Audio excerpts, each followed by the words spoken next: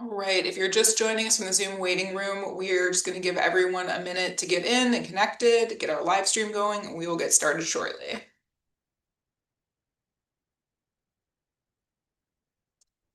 Okay, we are live. So good morning, everyone. My name is Mel Barnes. I'm the governor's chief legal counsel and the chair of his pardon advisory board. I'm going to introduce my fellow board members, go through a little bit of housekeeping about how today's hearing will work, and then we'll get started hearing from all of you. So I'd like to introduce my fellow board members. First up, we have Anthony Cooper Sr., who is the CEO of Focused Interruption, an organization dedicated to interrupting the devastating cycle of violence with the help of the community. He received a pardon from Governor Evers in January of 2021. We have Reverend Jerry Hancock, who is the director of the Prison Ministry Project. He previously served as a public defender, a deputy district attorney, and as an administrator for the Department of Justice's Division of Law Enforcement Services. We have board member Judge Jeffrey Kremers, who is AG Call's nominee to the board. He served as a Milwaukee County Circuit Court judge for 26 years, including as chief judge for 7 of those years before retiring in 2018. And we have board member Cindy O'Donnell, who served as the Deputy Secretary for the Department of Corrections under Governors Thompson, McCallum, and Doyle. She also served as a division administrator under Attorneys General Lautenschlager and Van Hollen. And we have board member Professor Eric Liberator, who teaches paralegal students from around the world in the University of Cincinnati's online program. He previously served as a supervising attorney at Disability Rights Wisconsin.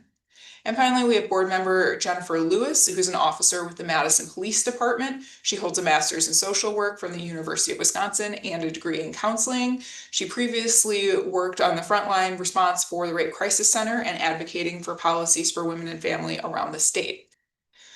Welcome, everyone. We are just about to get started hearing from all of you, but first, a couple of notes about how the hearing will work. So first, please keep in mind today's hearing is being live streamed via YouTube. For that reason, we'll ask you to mute yourselves and keep your video off until it is your turn to be heard by the board. That'll allow us to focus on the person presenting. If you do run into any IT issues, your video or audio isn't working, someone from staff will reach out to you and try to help you troubleshoot. If Zoom isn't cooperating when it's your turn and we need to come back to you, we absolutely can do that. Otherwise, we will call on folks in the order listed in the agenda and open meeting notice. Each person will have about 5 minutes total to share your story with the board. We'll ask you to spend the first 3 of those minutes speaking to the questions that we sent you in advance of today's hearing. As a reminder, those are to first, please give us a brief summary of the offense that you are seeking a pardon for and how your sentence went. We're not here to retry the crime. You don't need to minimize your involvement. We just want to hear from you in your own words what happened. Second, to give us a brief summary of what you've done since the completion of your sentence, community involvement, employment, essentially where you're at now and how your life is different than the time of your offense. And third, a brief statement about why you're seeking a pardon and why you think the governor should grant you one. Once you've spent 3 minutes speaking to those questions, we'll open it up to any follow-up questions the board may have for you. Don't read too much into it either way. If we do or don't have questions for you, we've spent quite a bit of time with your application materials, and as you know, those are very thorough. If there are questions, though, we want to make sure that we get to those so the board can make a considered recommendation to the governor. Once you're done answering any follow-up questions that we have for you, you're welcome to sign off and leave the Zoom hearing. And once everyone has been heard by the board will meet in closed session to decide whether or not to recommend your application for a pardon to the governor. You need a majority support of board members present in order for your application to be forwarded to Governor Evers, who will then make the final decision about whether or not to grant you a pardon. Either way, you'll hear about the outcome of today's hearing in about 1 to 2 months from today. We know you've been really patient just to get to this point, and we thank you for a little bit more time to make those recommendations to the governor. So with that, we'll go ahead and get started with our first applicant of the morning, who is Samuel Iwazako. Mr. Iwazako? Good morning, and that's Iwasco. I'm sorry. Iwasco, thank you. Yeah, it's a goofy name, alphabet soup. All right, so my charges are possession of THC with intent to deliver. My sentence went pretty well. I wound up sitting about a month and a half in jail. Most of that I was able to do the Huber program, so I was on work release, and then I did 3 years on probation. I did have 2 probation violations for drinking. One came with a disorderly conduct. Don't have a good excuse for those. I was just being dumb.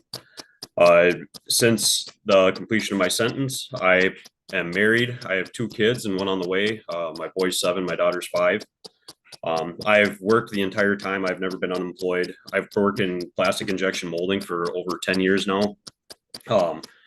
During my time in injection molding, I started out as an operator, worked my way up. I'm currently, today was my last day as production supervisor. I'm going to be the supervisor of the machine shop, as well as the technicians that set the molds up into the presses. I've done a fair amount of education, not actual college, but certification programs. I got my professional molder certification. I also have a mold and part design certification.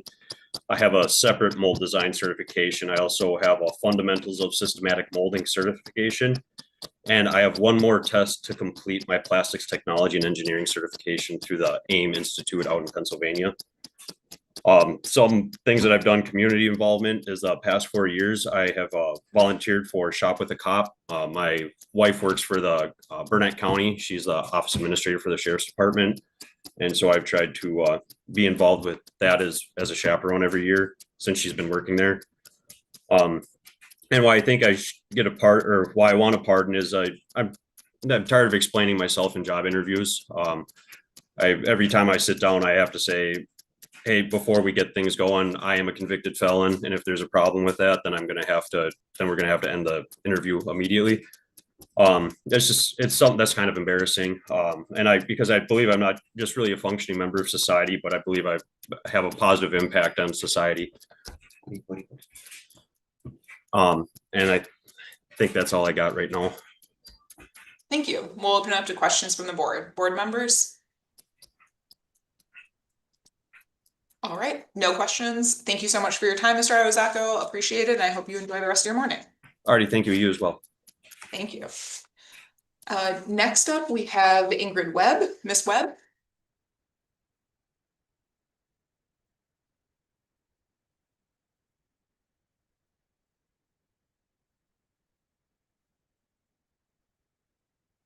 Good morning.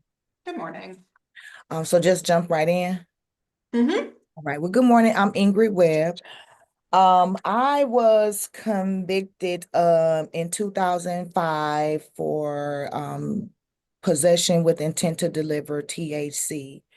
And I was convicted of that, and then I had 4 years of supervision with and while on supervision, well, okay, hold on, let me just read this because this is kind of so. With the understanding, with the 4 years, it was understanding once I complete the supervision successfully, then that was just it. But it was also, if I didn't complete it successfully, I would have 2 years in confinement and 3 years on probation. Well, I did not complete it successfully. While on supervision, I earned another conviction, 2007, where I was also convicted of possession with intent to deliver THC, which earned me 2 years in a prison. 2 years, actually it was 4 years because I was revoked and I got 2 years in prison. And then the other offense added another 2 years to prison. So I was blessed enough to be able to join the challenge, the boot camp. And once I did the 2 years, I did 6 months in boot camp and successfully completed boot camp. And after that, I served my sentence. I was granted an opportunity.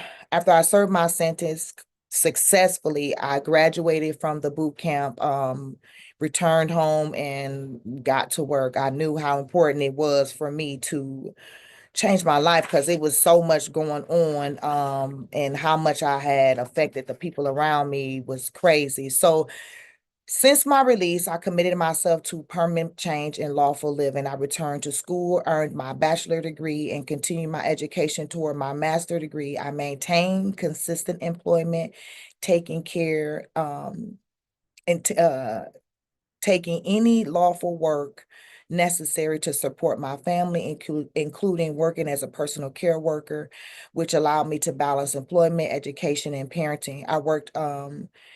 I worked for Milwaukee Tools. I stayed employed up until right now. I'm a teacher's facilitator at Holy Redeemer Christian Academy. Um, I teach seventh grade school, so I think that's awesome. So I hold on one second. I wrote this stuff now, so I wouldn't be gibberish, but I still am. So after that, yeah, pretty much I kept my employment. And no participation in anything that had anything to do with something that wasn't healthy for my community.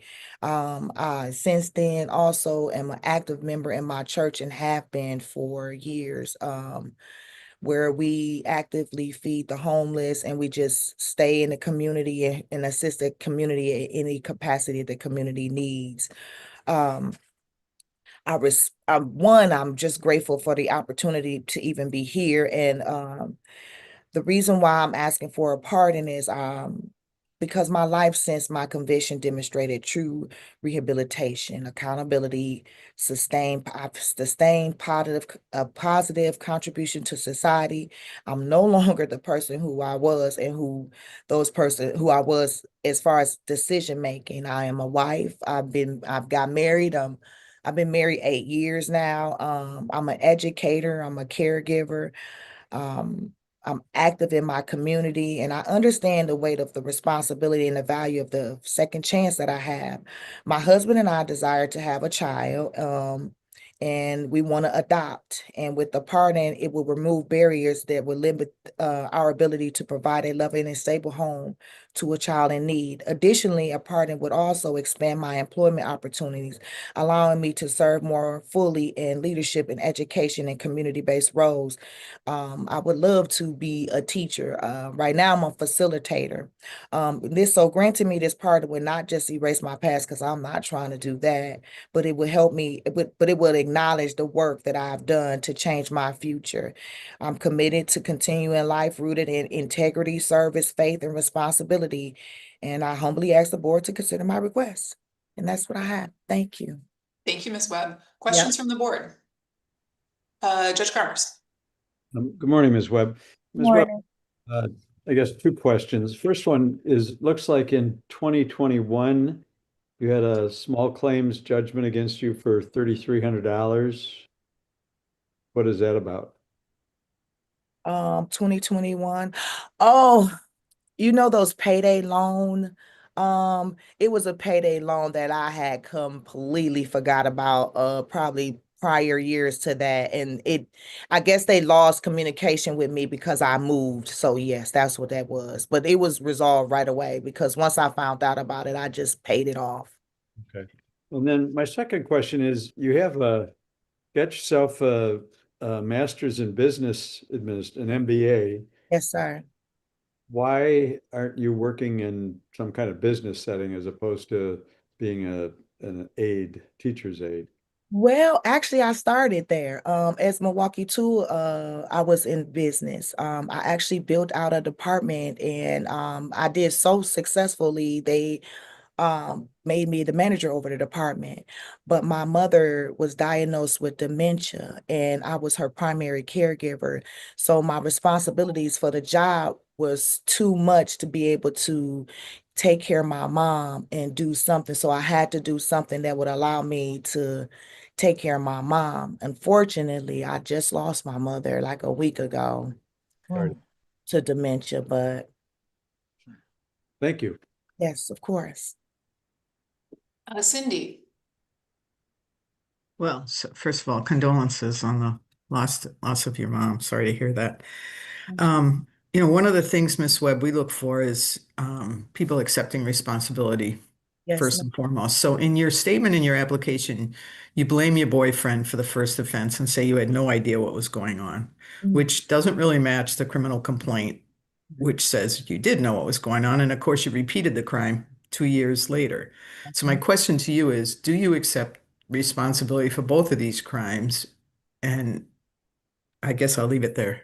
Yes, absolutely.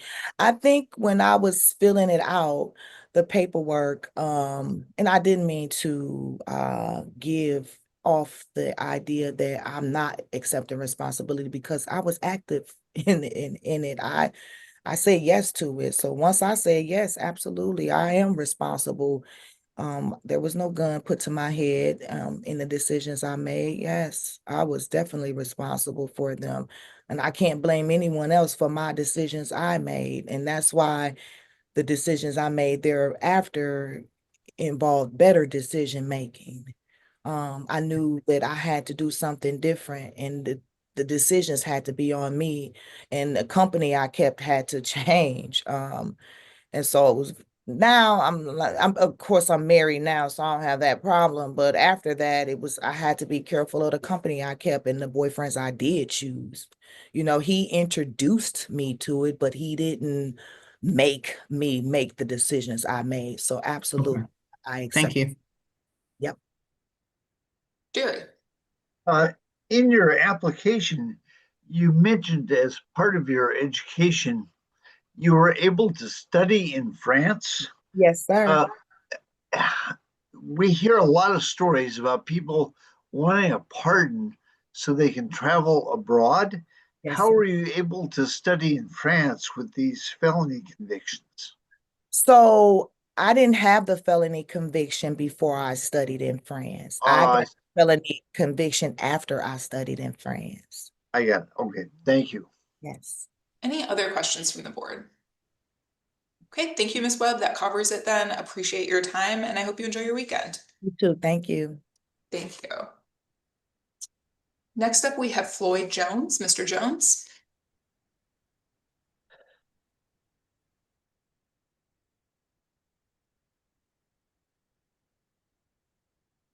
Do you hear me? We can, yes. Oh, I'm trying to figure out this new computer. Hello, my name is Floyd Jones. First, I want to thank the board for the invitation. The year of 1988, I was convicted in Milwaukee, Wisconsin for submitting fraudulent insurance claim against two insurance companies. I was charged with fraud in which I agreed to my wrongdoing, and I was sentenced to 4 years probation and to pay monthly restitution fees. I successfully completed my 4 years probation that was ordered by the court and have paid all my restitution fees. I committed this crime because in the year 1988, while attending Milwaukee Area Technical College and working various jobs, I did not have enough resources to pay my bills and support my family. I took full responsibility for my wrongful action, and I regret that I ever took part in this crime. This was my first and last felony offense over 30 years ago, and I have not been in any crime since then and not expected to. After after after Done. the I offense, just got done. what? Hello? Sorry. Continue, Mr. Jones. I think that was another applicant. If everyone could just make sure that you're muted when you're not presenting. Thank you. After my offense in 1988, I have earned an associate degree in biomedical electronics at Milwaukee Area Technical College and was employed at Milwaukee Kidney Center after completing my degree in 1990. I returned back to college in 2013 at Ashford University, in which I have earned my bachelor's degree in project management and continue on and completed my college education in a master's degree in public administration in 2016 and have used my degree as a job coaching instructor for the state of Arizona vocational rehabilitation program for disabled people, where I am currently working and hoping that this pardon request will be considered. So I can achieve my state license to continue working in my career goals that I am currently working. Since my sentence, my family has been my biggest support. I have worked at the Fresenius Medical Center for several years and other electronic jobs. I attend church in which I became a minister of my church and volunteered as a minister at the Milwaukee Rescue Mission. As a minister in which I conducted Bible study programs for the residents of the rescue mission and a volunteer for Freighter Hospital as a chapel service minister for the hospital patients. And in the year 2002, I have completed training for Gambo Medical Company for repairing dialysis machines for people with kidney problems. After 2007, I contracted with the state of Wisconsin under the Wiser Choice Program, serving people that was incarcerated and re-entering the workforce. My job there was to assist people with employment training and housing placement. Since 2023, I contracted with FMN Training Center. I am seeking a pardon so I can continue working in my degree field at FMN Training Center as a third-party contractor, in which I enjoy the most. I also need this pardon to obtain my occupation license, which is required for the state of Arizona to teach a higher learning program for the disabled individuals and become a state contractor to continue to provide service as a job coach instructor in which I am currently working. I thank the board for your time. Thank you, Mr. Jones. Questions from the board? Cindy? Good morning, Mr. Jones. I want to talk about your crime. This was a pretty sophisticated crime involving a lot of money, falsifying receipts, buying items from stores so that you could get receipts to falsify that they were lost, and then returning those items. I mean, this was pretty sophisticated. Can you comment on why you engaged in this and where you were at that time? At that time, I did that because I took a rent and all the money, and I did that. I couldn't pay my rent after that either. Well, a lot of people struggle financially and they go I get know. another job. They don't I know. commit insurance fraud. It was real stupid. Well, it was beyond stupid. It was pretty sophisticated, and it was pretty involved. Your planning and process involved in it is very concerning to me. Yeah, it was like that. I don't know why I did it. Like I said, I just didn't know. I just did it because I said, oh, I needed extra money. So I went and did it. Okay, thank you. But it didn't pay off. Other questions from the board? Officer Lewis? Can you hear me? Yes. Okay. On your application materials, question number 7 asks you to list any other crimes or any other interactions with law enforcement that you have had, whether charges were filed or not, or dismissed or not. And you left that blank. But I'm looking at I believe it was a 1990 battery charge with a domestic abuse enhancer. Can you explain what that was and why that was left off your application materials?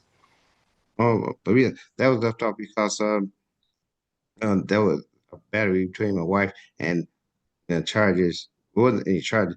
They just said don't do it anymore, and I've been with my wife since then. Right. So charges were filed. They were dismissed. And then my question is, why was that not disclosed on your application materials where I you're forgot given about that that one. opportunity? I forgot about that one. It's been so long ago 30 years. I forgot about that one. Thank you. Mhm. And Mr. Jones, just one question from me. It looks like you've filed for bankruptcy a couple of times, including last year. Can you tell us a little bit about what was going on there and if your financial situation has changed since then? Well, um, during that time, I filed bankruptcy with my wife. I had to file bankruptcy because the lawyer said uh, she she was running a business, and in this business she filed for bankruptcy. And they said, well, you know, if you don't file bankruptcy, then they're gonna come after the husband. I said, I didn't know that. And that was the purpose of that. Okay. And is your financial situation stable now? You spoke quite a bit about your employment and things like that, so I'm just Yes, curious. yes, it's stable now. Okay. Any other questions for Mr. Jones? All right, thank you, Mr. Jones. Appreciate your time today, and I hope you enjoy your weekend. All right, thank you. All right. Next up, we have Kenneth Stair. Mr. Stair? Yes, thank you. It's Steer. Steer? Okay, thank you. Yeah, thanks. First of all, thank you all for being here on this frigid day in Wisconsin here, if you're all joining us from Wisconsin. So again, my name is Kenneth Steer. Just grateful for this opportunity to appear before the board. So going back to the to crimes I committed almost, I guess it'd be over 30 years ago. So as a young man, pretty young, 17, 18, started making some decisions in my life that were not the best. Running with a group of friends and just a lot of weekend partying. Growing up on a dairy farm, I always had pretty good hard work ethic.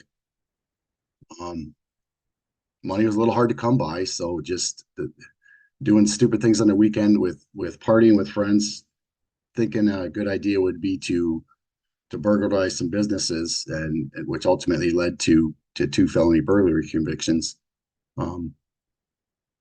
Definitely by far some of the worst decisions I made in my life then.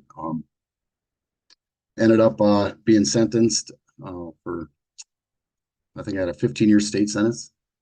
I did get revocated for my probation at the time for possession of THC.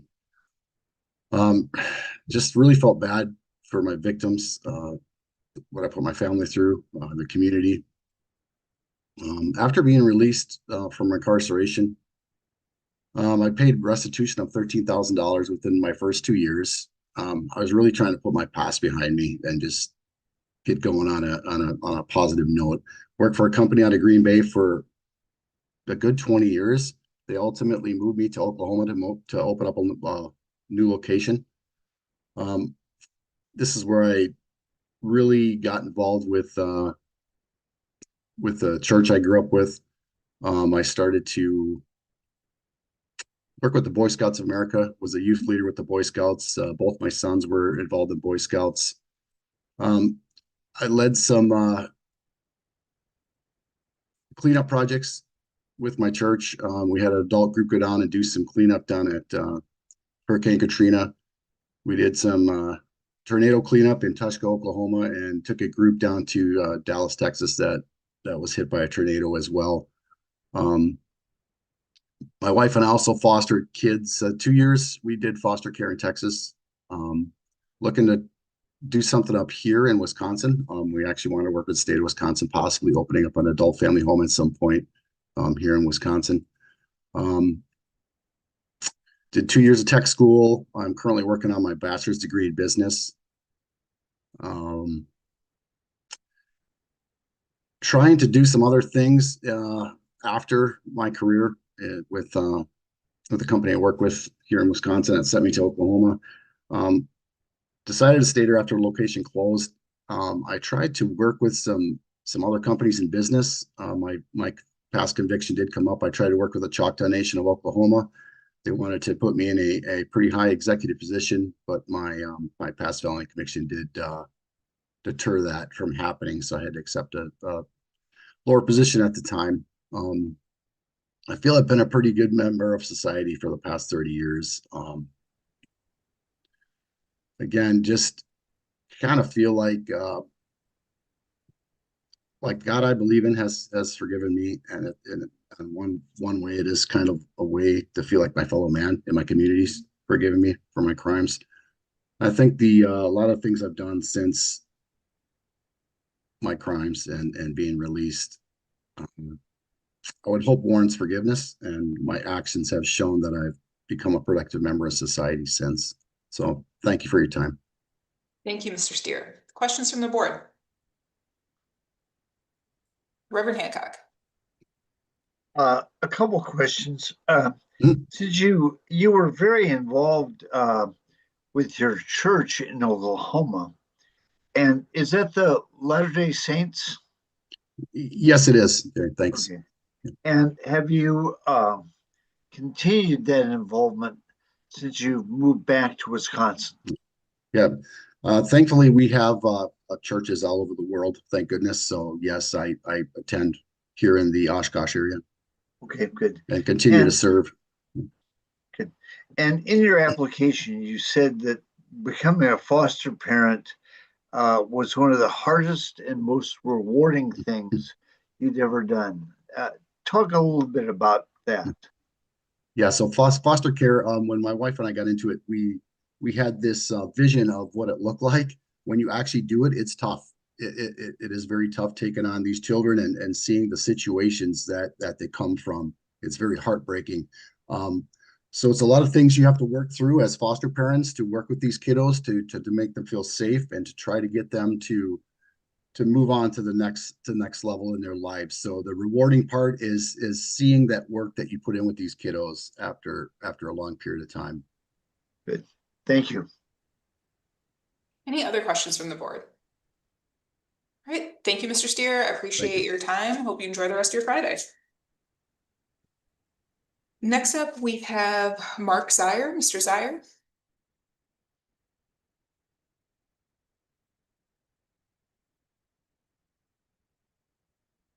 We cannot hear you, Mr. Zier.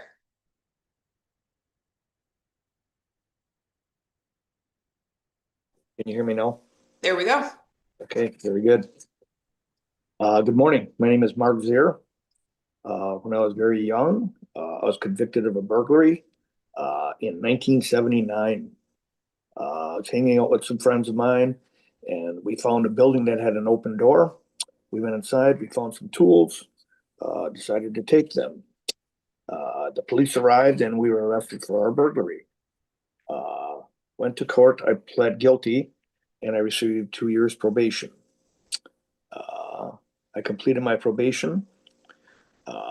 After the fact, I went back to high school. I got my high school diploma. I didn't do a GED. I actually went back to a school. I got a job right away, and I've worked 2 jobs pretty much my whole life for the last 40 some years. I retired in 2022, but I still work part-time. During those years, I was involved with the Boys and Girls Clubs of Milwaukee, Make-A-Wish Foundation, Toys for Tots, United Way, Performing Arts Center, and the Milwaukee Blood Center. Through my work, we did a lot of community involvement. I was involved in most of that. I'm asking to receive a pardon to clear my name for the mistake I made when I was very young and very immature. I do regret what I did, and this thing has followed me my whole life. I have two children, 3 grandsons, and I've taught them to go down the right path in life, not to make a wrong turn like I did when I was a young man. Thank you for hearing my story here. Thank you, Mr. Zier. Mhm. Questions from the board? Cindy. Good morning, sir. Good There's a morning. nice letter from your sister in the application where she says you worked 20 years and you never missed a day. Is that? Yeah, I am a workaholic. Okay. Over 20 years at the same company and never called in sick once. It was my responsibility to open the building, turn the alarm off, and most importantly, make the coffee every day. Yeah, And so- essential work. Exactly. So that was my favorite job. And to this day, I'm not employed by them, but I still go there and help them out when they need something done. I'll go hang a TV or I'll hang pictures. I still go down and visit everybody at work. Okay. And you said you work part-time. What do you do part-time? I repair cars. Okay. Thank you. You're welcome. Other questions from the board? Reverend Hancock. Sir, the judge in Milwaukee County who reviewed your application for a pardon supports your getting a pardon. Now, Governor Evers will make the final decision, but how does that support from the judge make you feel? Well, like I say, when I was a young man, I didn't have a job at the time. I was out of school, and I pretty much was a kid. We got in trouble. Well, once I seen the inside of a jail, I says, I'll never ever do that again. I don't ever want to be there. And I grew into the man I am today. Work, as long as you work, you can have anything you need. It feels good that somebody has trust and faith in me that I'm on the right path. Good, thank you. You're welcome. Other questions from the board? Judge Garbs. Good morning, sir. It looks like in 2022 you had a OWI, is that right? Yes, I did. I went to a birthday party and I had a few beers. I didn't think I was drunk. On my way home, I got pulled over for a traffic violation and I was just over the legal limit. They gave me an OWI ticket. And prior to my court date, even before I went to court, I had signed up for the traffic safety course. It's an assessment and you go through, it's a drug and alcohol program. I signed up for that. And when I was in school, the teacher looked at me, she goes, "You're not even sentenced to a crime." I says, "I know, but I will be." And so I actually took the course early before I was sentenced. Okay, thank you. You're welcome. Any other questions from the board? Okay, thank you, Mr. Zier. Appreciate your time. Hope you enjoy your weekend. Thank you. You too. Thank you. Next up, we have Daniel Stone. Mr. Stone.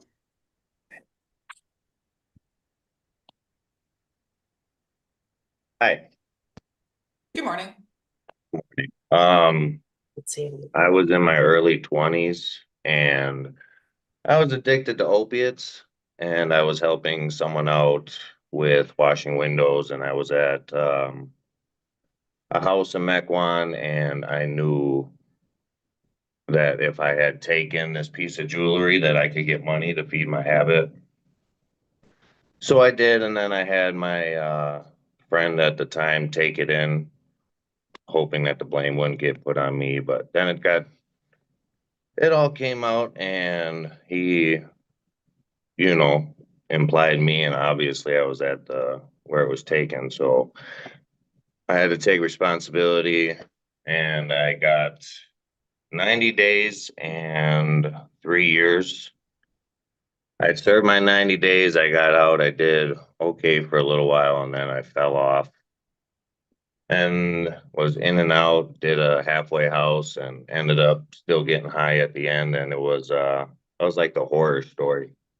There was like 18 hours left before I was supposed to be done. And then my probation officer locked me up for the rest of my time.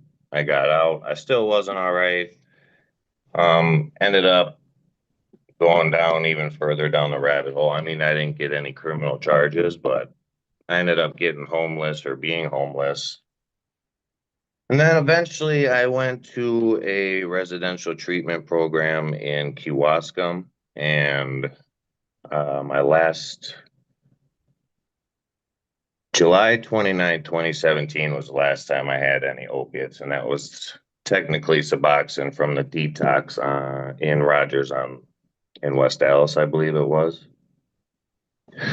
From there, I had one job. It wasn't the greatest, and then I found another job, and I've actually been there until recently. Sorry, I'm having a brain fart. So once I got clean, got through the residential, I started going to a 12-step program. I ended up going through it, staying clean, obviously. And then I got to the point where I was Waukesha, Ozaki County area. I was the person that set up the activities for all recovering addicts. And I did that for a long time. I met my wife in the 12-step program. And then we ended up having a kid, so we stepped away from that and I focused on a career and family. We got a house, got married, had the kid, obviously. And then with work, I'm a commercial HVAC installer. So while I'm a foreman now, I actually lead the jobs and I try to teach those under me how to get to the point where I am with my career. I left the company I was just at recently because it kind of came to a plateau and I couldn't grow any farther. And I'm kind of all about growth these days. So I went to another company with a better wage to support my family better, and there was more growth potential. And now I'm kind of helping spearhead the commercial department and building it because they never had the commercial department before. So now they're using my experience to help that. And that's kind of where I'm at. Thank you, Mr. Stone. Questions from the board? Reverend Hancock. There was a very interesting letter from a captain in the Jefferson County Sheriff's Department. Mm-hmm. And you were working in the courthouse, right? Yeah, it was a city hall, courthouse, and a jail all in one. Yeah. And why did you ask her for a letter and how did that work? Well, that was kind of the period where I had the most growth, actually. I would get to the job site at 4, I'd be first person there, get stuff ready before my crew showed up. And I would see her often, and I was allowed in the jail. It showed that I'm, trusted in certain areas that are supposed to be secured.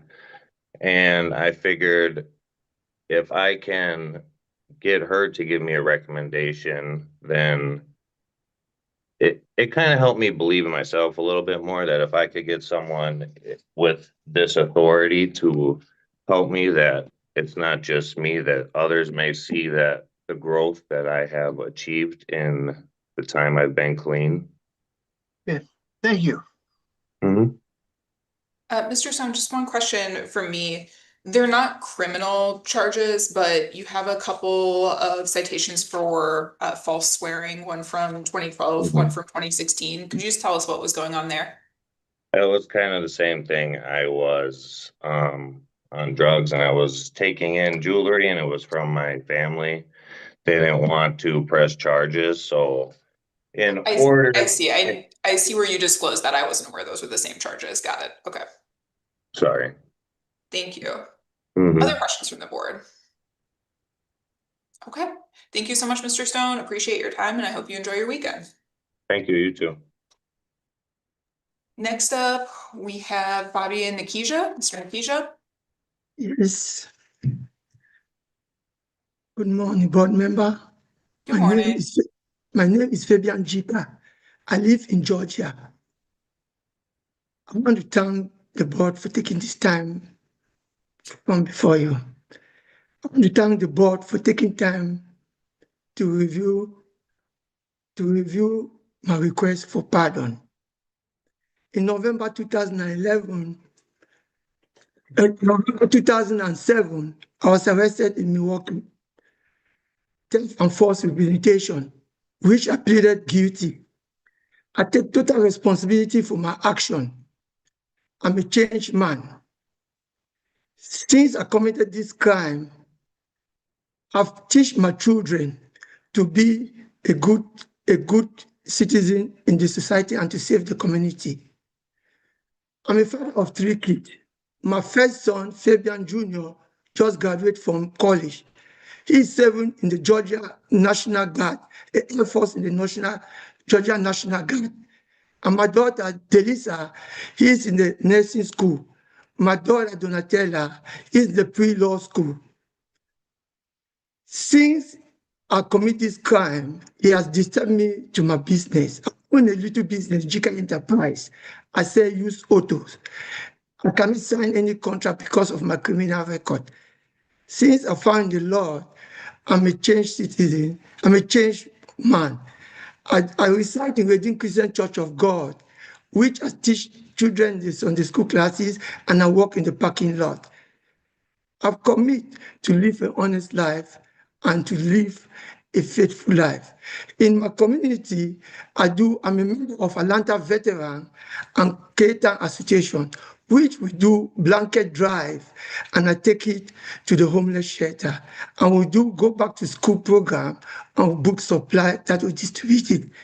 I'm pleading to the board to have mercy upon me, to have mercy upon me, to have mercy upon me, to give me a second chance, to look on my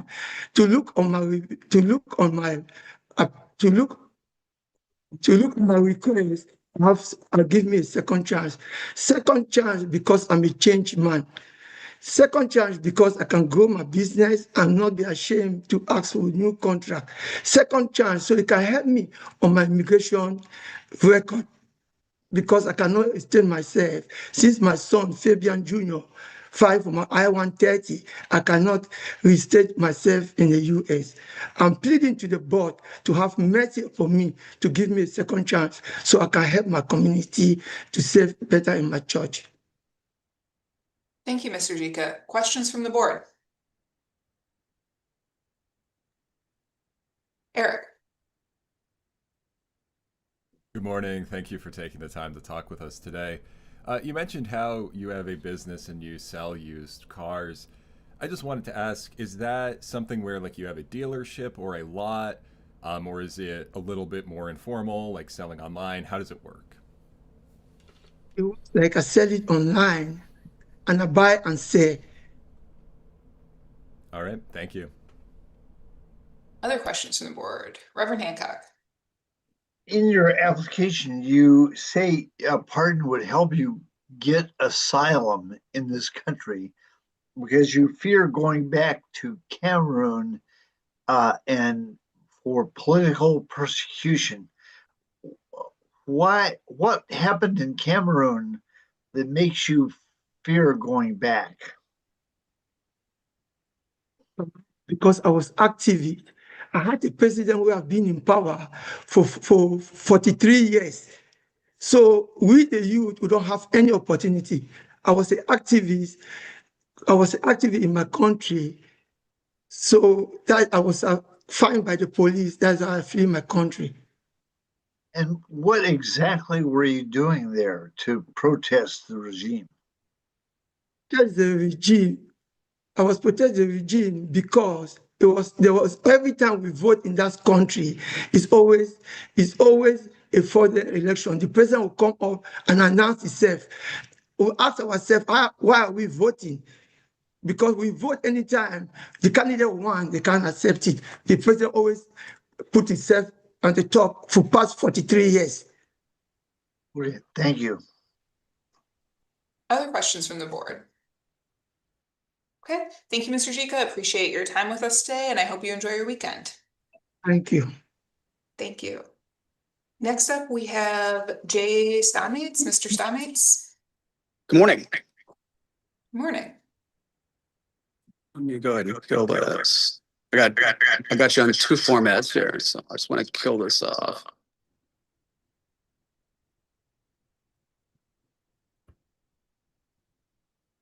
Okay. It's still not gonna hit. Okay. No feedback? Sounds good. Excellent. Okay, so I'm going to talk about what happened, where I'm going to go in my life, and then, of course, if I could ask why we would want the part in this.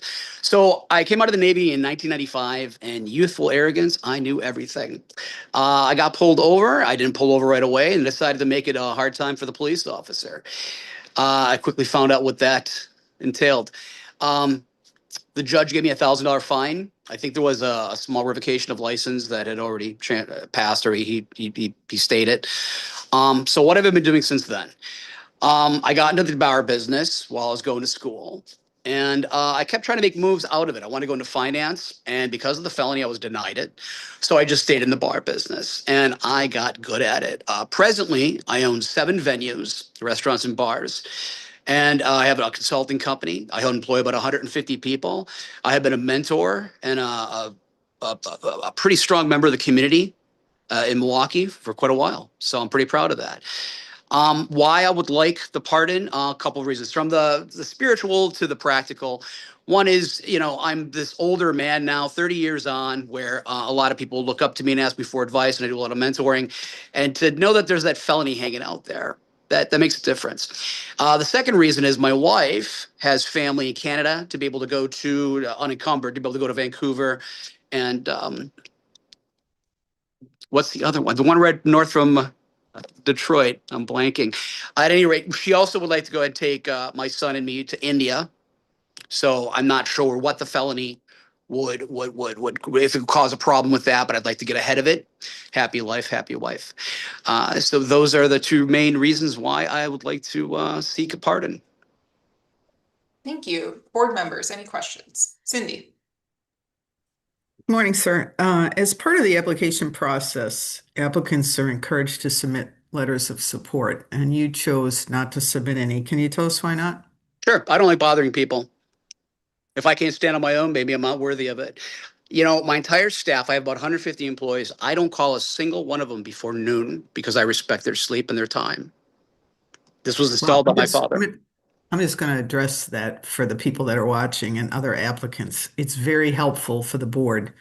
You know, you tell us today you're very involved in the community. You've got all these businesses. It's very helpful for us as board members to get feedback from relatives, from community members, because you want us to see who you are today, sure, not who you were back then. And those letters are very impactful and very helpful to us. So I'm just going to say that for others that are watching, but thank you for your response. Absolutely. Reverend Hancock. The Washington County District Attorney reviewed your application for a pardon, and they support it. How does that make you feel? That's wonderful. I think what they're trying to do, of course, is say, you know what, we got to weed out the good from the bad, and we got to go ahead and set an example. They did that. I tell people, don't smart off the police officers. Don't make it difficult. Just comply. Do what you need to do. So you know what? I'm a convert, and I preach the word. Yes. So the fact that I think they've seen that is important, because they're the ones at the end of the day who pursued it. So. Good. Thank you.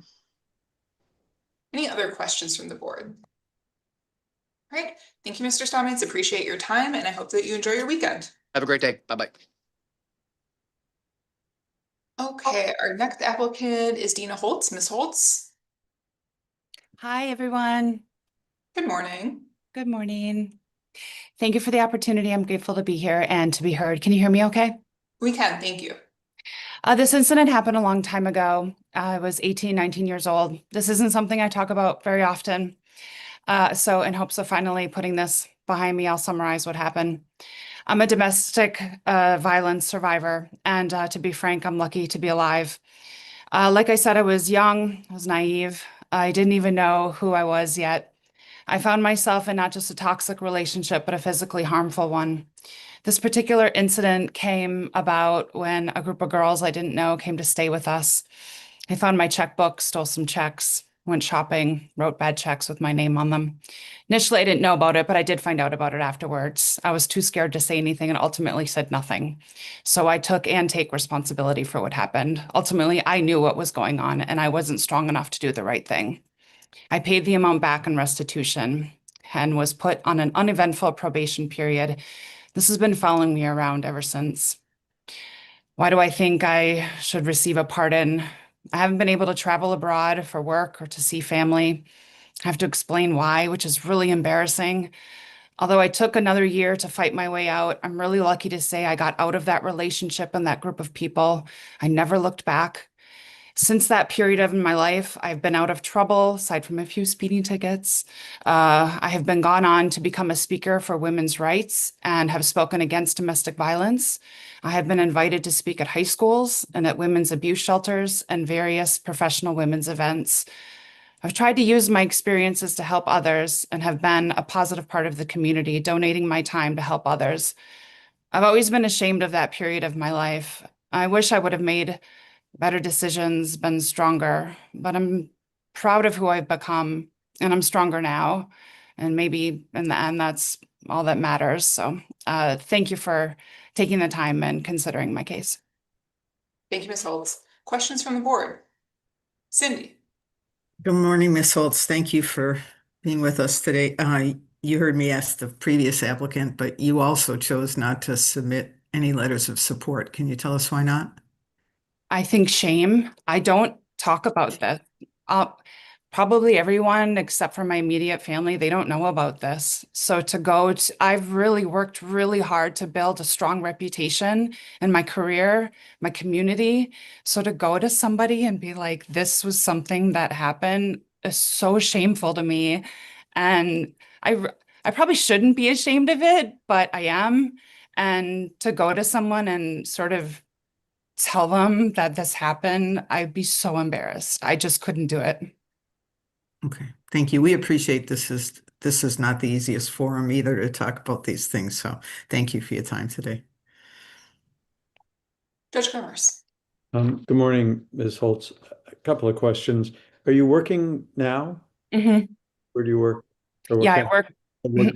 I do a couple things. I work in the entertainment industry and I create documentaries and new TV shows, and then I work in the for a talent agency for influencers, content creators.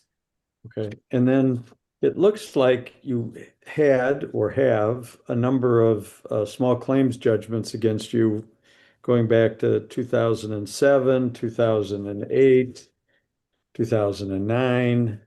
Have those all been, and these are all in Brown County, Mm. are those all taken care of? As far as I know, I mean, I've worked really hard to have a clean record and I'm really locked in financially, reputation wise. So yeah, my credit is great. So yeah, as far as I know, everything's taken care of. As far as you know, you don't owe anybody any money? No, I don't have anything in collections. My credit is fantastic. No, everything's done. Okay, and you did pay the restitution on the felony case? Absolutely. That was all taken care of in probation. Okay. All right, thank you. Any other questions from the board? Reverend Hancock? In your application, you say that your daughter saved your life. How is your daughter doing? She's wonderful. She lives in Japan, which is one of the reasons I'm asking for this. I can't go visit her. I haven't seen her since 2021, but she works at the Atomic Bomb Museum. She speaks 3 languages, and she's the light of my life. Thank you. Officer Lewis? You may have heard me ask a previous applicant this, but question number 7 on the application asks you to address any other law enforcement interactions or contacts, charges filed, right? And then looking at your background check, it looks like in 1995, perhaps under a different name, Lisa Korndetsky. Is that a previous name of yours? No, that doesn't sound. I don't know. That seems bizarre. I don't. Okay. That was a really tough period of my life. I don't know. Okay. Have you ever used that name before? I don't know why I would use another name. Okay. Were you ever arrested or charged for anything related to child abuse in the mid-90s? No, absolutely not. Okay. Thank you. Any other questions from the board? All right, thank you, Ms. Holtz. I think that covers it then. Appreciate your time and I hope you enjoy your weekend. Thank you. Thank you. Okay, our last applicant of the first morning session is Bradley Sammer. Mr. Sammer?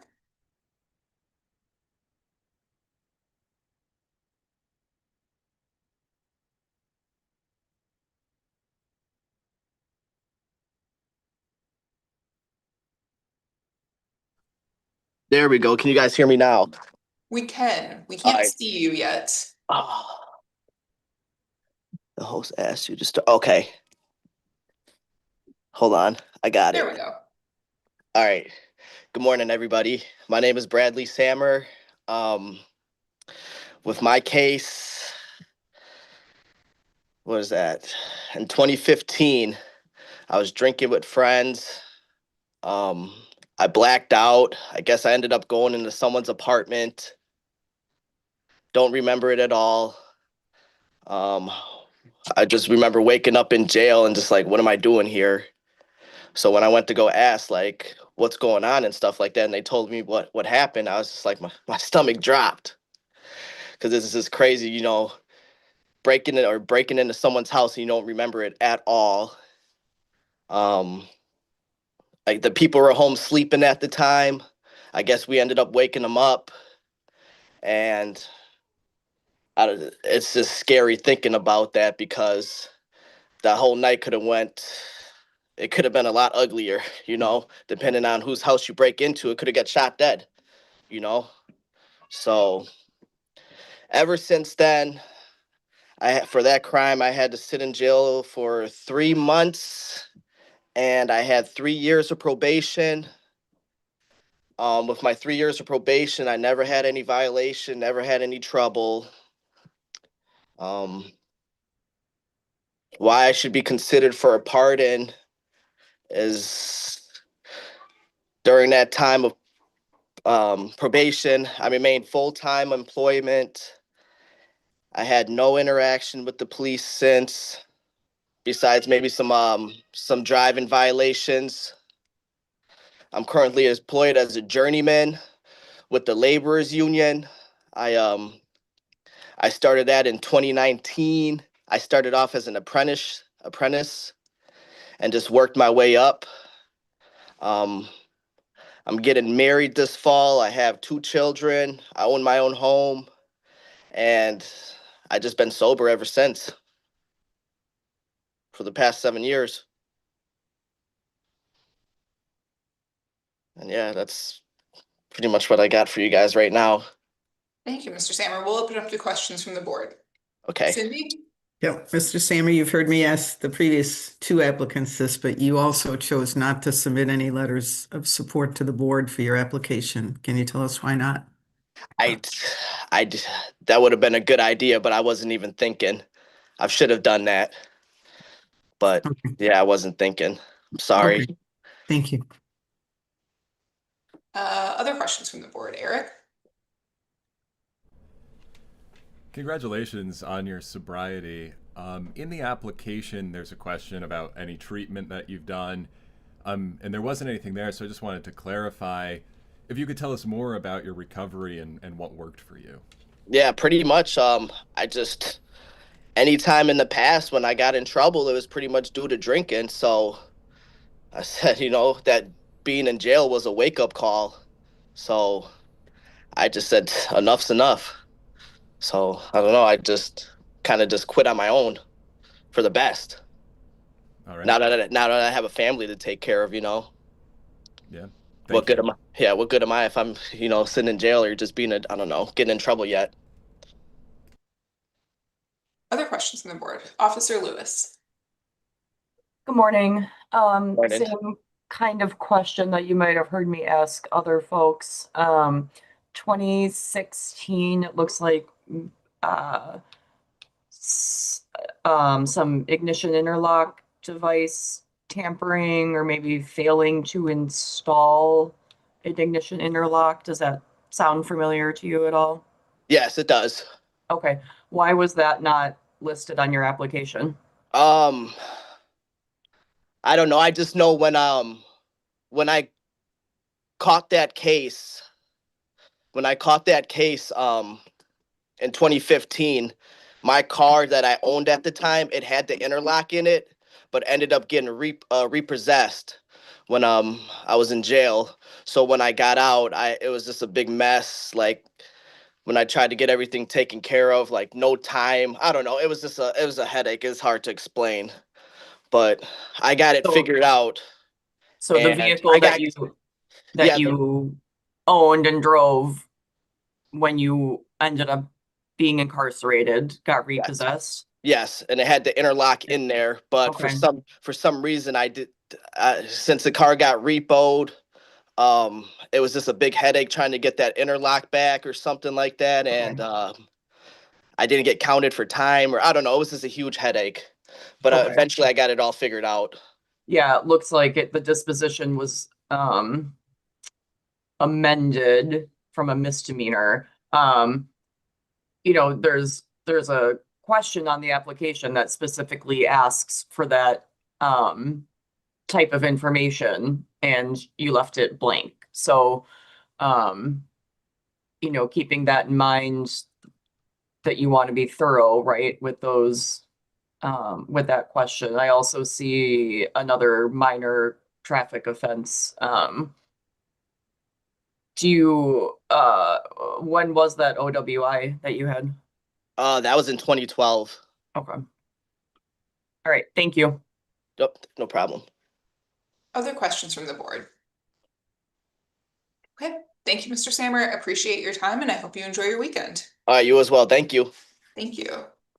So Mr. Sammer is our last applicant of the first morning session. In order to stay compliant with our open meetings notice, we'll take a short break until 10 o'clock when our next group is scheduled to start. Board members, we can just meet back here about 9:58 so we can be ready to go at 10. We'll appreciate it. And just keep in mind, we will keep the live stream going in the meantime, so please turn off your camera and mute yourself if you need to step away. Thank you.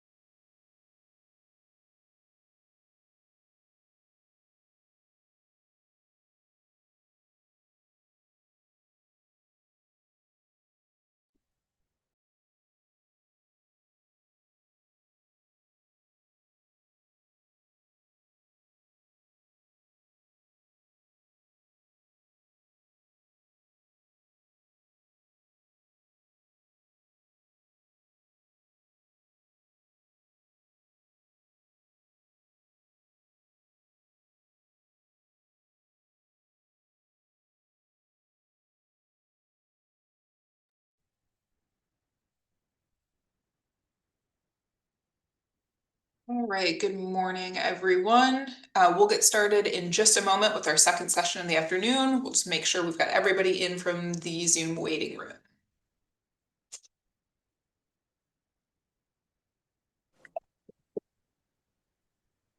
Okay, now we gotta be quiet. All right, good morning, everyone. My name is Mel Barnes. I'm Chief Legal Counsel to Governor Evers and the Chair of his Pardon Advisory Board. I'm going to introduce my fellow board members, run through a little bit of housekeeping about how this morning's hearing will work, and then we will get started hearing from all of you. So I'd like to introduce board member Anthony Cooper Sr., who is the CEO of Focused Interruption, an organization dedicated to interrupting the devastating cycle of violence with help from the community. And he received a pardon from Governor Evers in January of 2021.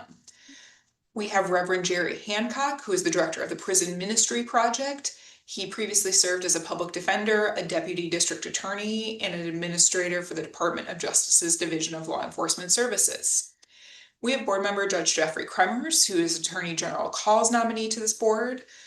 Judge Kremers served as a Milwaukee County Circuit Court judge for 26 years, including as chief judge for 7 of those years before retiring in 2018. We have board member Cindy O'Donnell, who served as the Deputy Secretary for the Department of Corrections under Governors Thompson, McCallum, and Doyle. She also served as a division administrator under Attorneys General Lautenschlager and Van Hollen. And we have board member Professor Eric Liberatore, who teaches paralegal students from around the world in the University of Cincinnati's online program. He previously served as a supervising attorney at Disability Rights Wisconsin and in the governor's office. And finally, we have board member Officer Jennifer Lewis, who is an officer with the Madison Police Department and holds a master's in social work as well as a degree in counseling. We are just about ready to hear from all of you, but a couple of notes before we begin. Please keep in mind that today's hearing is being live streamed via YouTube. We'll ask you to keep yourself muted and your camera off until it is your turn to be heard by the board. That will allow us to focus on the person who's presenting and make sure we have good audio quality. If you do run into any IT issues with the Zoom, don't worry, someone from staff will reach out to you and help you troubleshoot. And if we need to come back to you because Zoom isn't cooperating when it is your turn, we can certainly do that. Otherwise, we will call on folks in the order listed in the agenda and open meeting notice. Each applicant will have about 5 minutes total to share their story with the board. We're going to ask you to spend the first 3 of those minutes speaking to the questions that we sent you in advance of today's hearing. As a reminder, those are to first, please give us a brief summary of your offense and how your sentence went. We're not here to retry the crime. You don't need to minimize your involvement. We just want to hear from you in your own words what happened. Second, to give us a brief summary of what you've done since the completion of your sentence. Community involvement, employment, essentially how your life is different now than the time of your offense. And third, to give us a brief statement about why you're seeking a pardon and why you think the governor should grant you one. Once you've spent about 3 minutes speaking to those questions, we will open it up for any follow-up questions the board may have for you. Don't read too much into it either way if we do or do not have questions. We've spent quite a bit of time with your application materials, and as you know, those are quite thorough. If there are questions we have, though, we want to make sure we get to those so we can make a thorough recommendation to the governor. Once you're done answering any questions that we have for you, you're welcome to sign off and leave the Zoom hearing. Once everyone's been heard, the board will meet in closed session to decide whether or not to recommend your application to Governor Evers for a pardon. You need a majority support of board members present in order for your application to be forwarded to Governor Evers, and he will make the final decision then on whether or not to grant you a pardon. Either way, you'll hear about the outcome of today's hearing about 1 to 2 months from today. We know that you've been really patient to get to today's hearing, so we thank you for being patient a little bit longer while we make those recommendations to the governor. So with that, we're ready to go ahead and get started with our first applicant of the morning session, which is Michael Craig. Mr. Craig.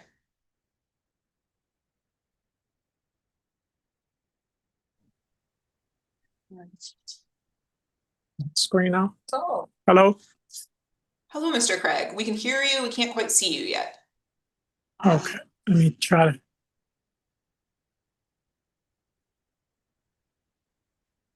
Hello. There we are. Perfect. My first one was a strong arm robbery in July of '84. I struck a woman and did a strong arm robbery then. And my second one is a delivery of controlled substance, cocaine, where I delivered cocaine to a police officer. The first one I had probation and on the robbery, and on the delivery, I served penitentiary time and parole. And since then, I had been employed ever since, and I'm about to retire, put in for my retirement. Next month, I'm 61 years old.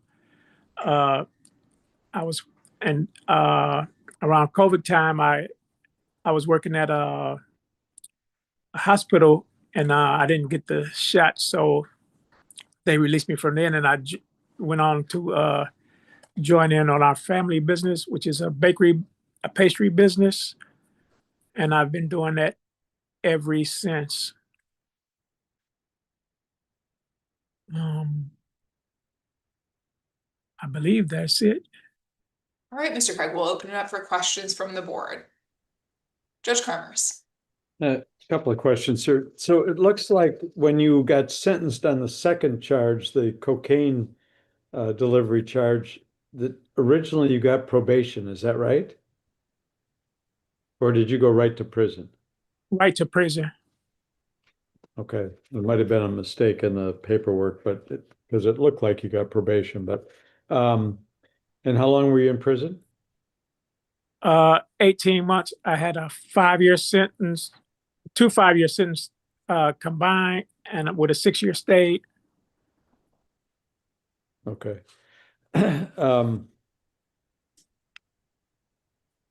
With respect to the robbery, tell me a little bit more about that, the strong arm robbery. What happened there? I was walking up the street up Capitol Drive, and it wasn't anything planned. It was a woman there, and I struck the woman, and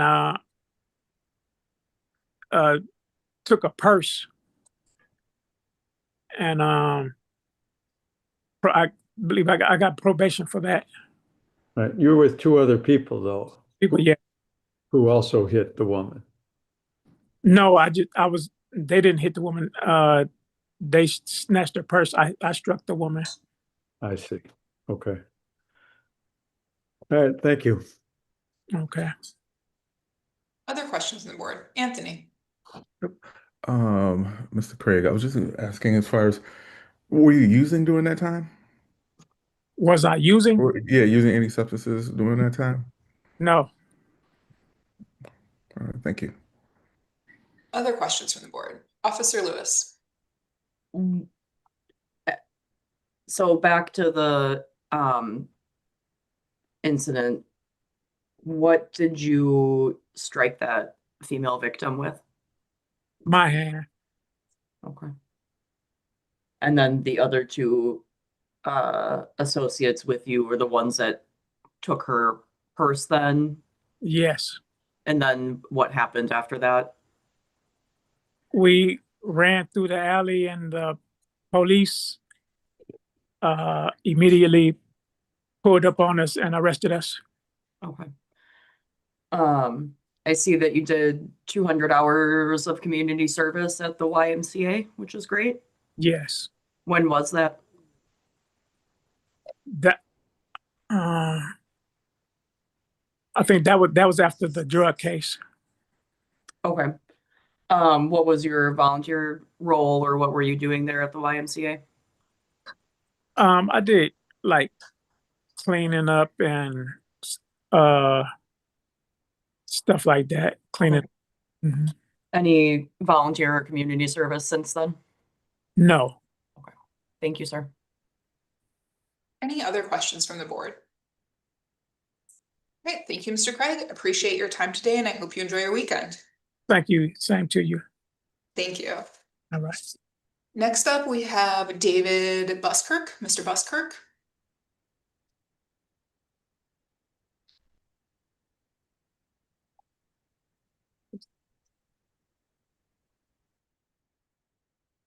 Mute, okay.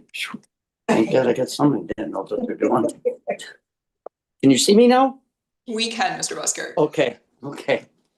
Well, I'm gonna tell you, I'm nervous as all get out, so. We do get that a lot, so take your time, and we understand it's not the easiest forum. All right.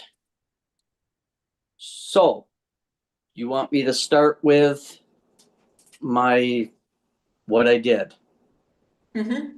Okay, so it's like 45 years ago, 1981, I took a motorcycle without the owner's consent. I know I was wrong. I was young, kind of stupid. I did serve 1 year of probation.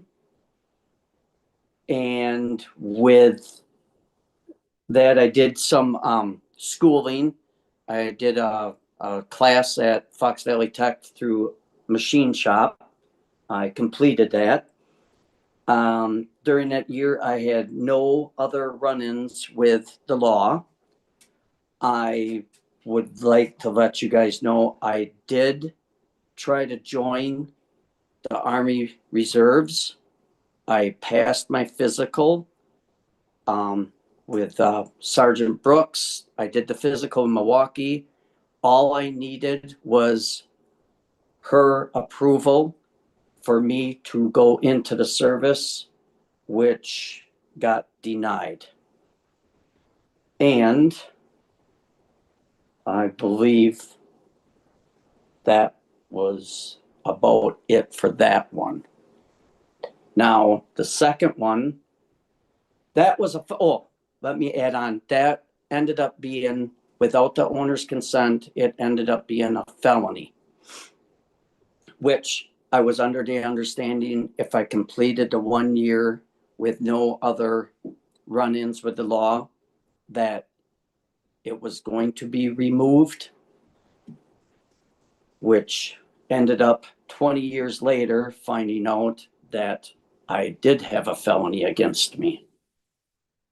That ended up being kind of a conversation in the woods with a gentleman, the landowner next to the land that we hunted on. The conversation went a little sideways, which ended up having the sheriff's department called and me being charged with, it was like, ended up going to court, and I ended up finding out that I did have a felony against me. So they charged me with a felon in possession of a firearm. Since that time, I did complete that year of probation with no run-ins. I did some anger management classes, which was a lot to learn. You learn a lot in there. And I've been employed ever since that first time. I've always been in metal fabricating. I've met a lot of self-employed, respectable people that are very successful. I learned you have to work for stuff that you want. I have now quit drinking for 11 years. And that would be approximately about it for that.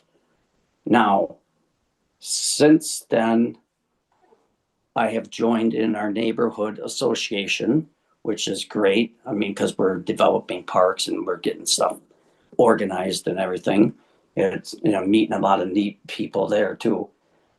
I also, if I want to close it up with why I would like a pardon, I've had this dark cloud over my head for a lot of years now. I'm going to be 63 in March.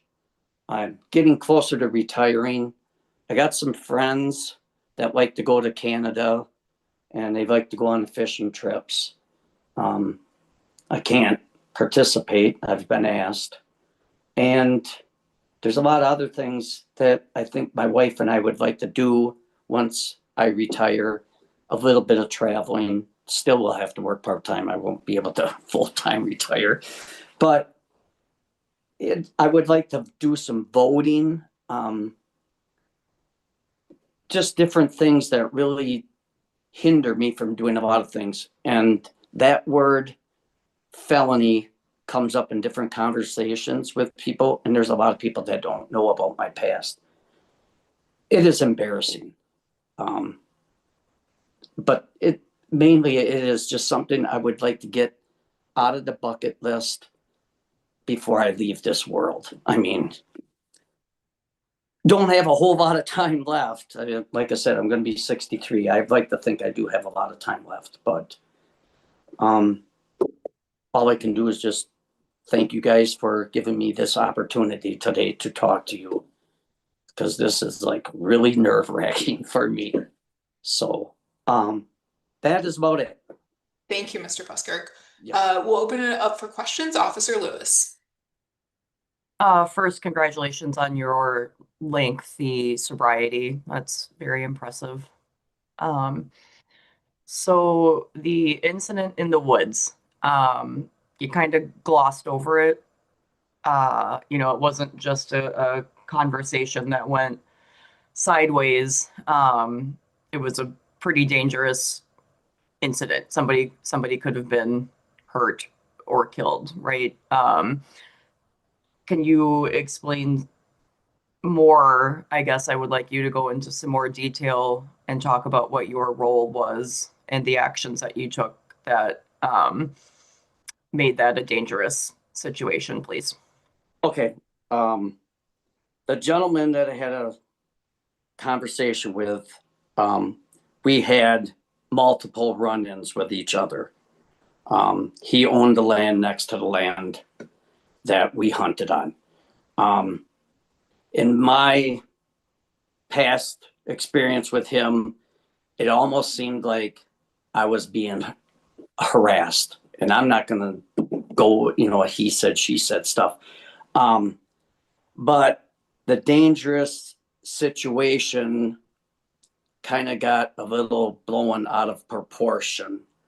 I did stand up and I had my gun. I put it against the tree. I did walk towards him. He, in turn, had his gun by his side, and he did turn, not pointing it at me, but he turned like it's towards my direction. I got scared. I walked back. I picked up my shotgun, and I said to him, I said, "We're not going to see any deer." And he said, "Oh, why is that?" And I said, "Because," and I turned away from him. I pointed the gun at the ground and I pulled the trigger. The gun did go off. There was no pointing the gun in the air. There was no pointing the gun in a direction. I pointed the gun at the ground and shot the base of a tree. That in return got told that I pointed the gun in the air towards a direction of a guy, which I did know that was sitting up in the tree. Like I said, I'm not here to be retrialed and stuff, but I did have a video of what went on, measurements and everything of VCR, which in return never got shown to anybody but my lawyer. It never got brought up in court. I would never in my life point a gun at anybody or in the direction of people. You're going off my words and stuff, but I hope that you believe that I am being honest to God on my son's grave, that I would never do that. Like I said, it got twisted sideways. I don't know why or how, but all I know is the gentleman that I had a disagreement with just had several run-ins. He had sat in my tree stands a couple times when I came in to hunt, and I just think I don't know. I guess we just didn't see eye to eye. Thank you, sir. You're welcome. Cindy? Yeah, I want to ask about the first offense. In your application, and again here today, you mentioned wanting to join the armed services, and your probation and parole agent wouldn't, you needed that approval and she wouldn't approve it. Do you feel like that decision was harmful to you, or your life would have been different, or you seem a little bitter about it still? I'm just wondering where are you at with that? I was bitter at the time, being at that age and trying to do something. My dad was in World War II. I have a lot of respect for anybody in the military, anybody that does any service for us public and stuff like that to keep us safe. I honor my dad and anybody else very highly that goes in the military. I really thought that me being at that age, if I would do something like this, I could really turn myself around because of the wrongful thing that I did. I actually was ready to go down to Georgia for the boot camp and everything. I had my address. Yes, it hurts. It really hurts because I have a lot of friends and relatives that are in the military. And it would be really nice for me to, I always happy Veterans Day and everything like that. I really support anybody that does that. But you get over it. I mean, it would have been cool to be in the Army Reserve. I like the uniform. I just love Okay. the uniforms. All right, thank you. Thank you. Judge Cromers? So you were only on probation for 1 year. Why didn't you join the military after that? I actually went in and just started working, and I just thought I just kind of lost it at that point. I thought, well, I'm just going to go in and start doing, work and stuff, and just start working in a factory. I found something on that order.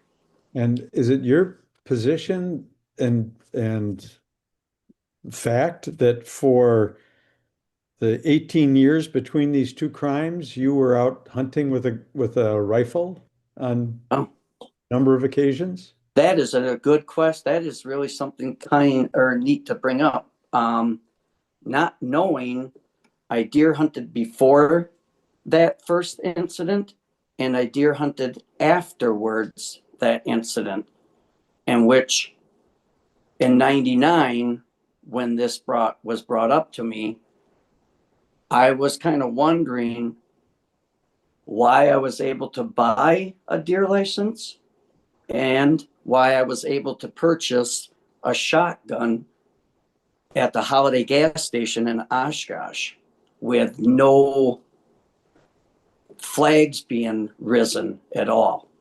And it's your position, you had no idea that taking a vehicle without the owner's consent was a felony?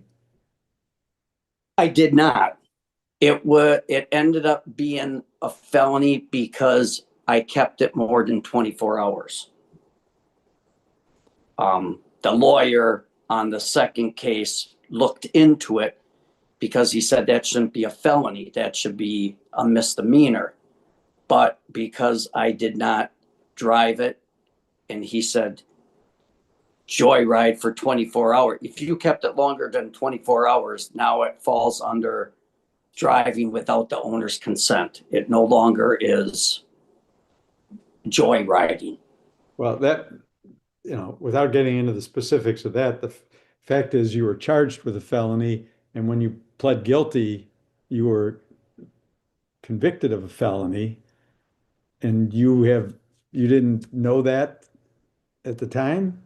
I was under the assumption that I believe Beth Spicer, the first probation officer, said, if you can get through this year with no incidents, David, you keep your butt clean.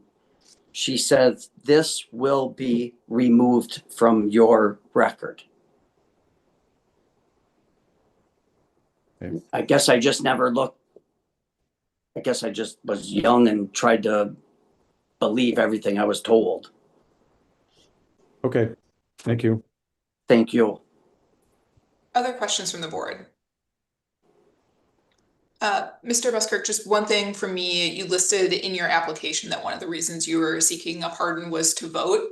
And Yes. I just want to clarify for you and for anyone else who might be watching the hearing on YouTube, in Wisconsin, you are generally eligible to vote once you're off paper, even if you're a convicted felon. So once you finish your time in prison and on probation or parole, you are generally eligible to vote in the state. So I would encourage you to look into that regardless of the outcome of today's hearing.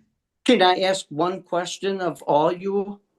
Is there anything against somebody? Because I've already served on a jury. I've been called up for jury duty for, I think, 3 or 4 times, whatever.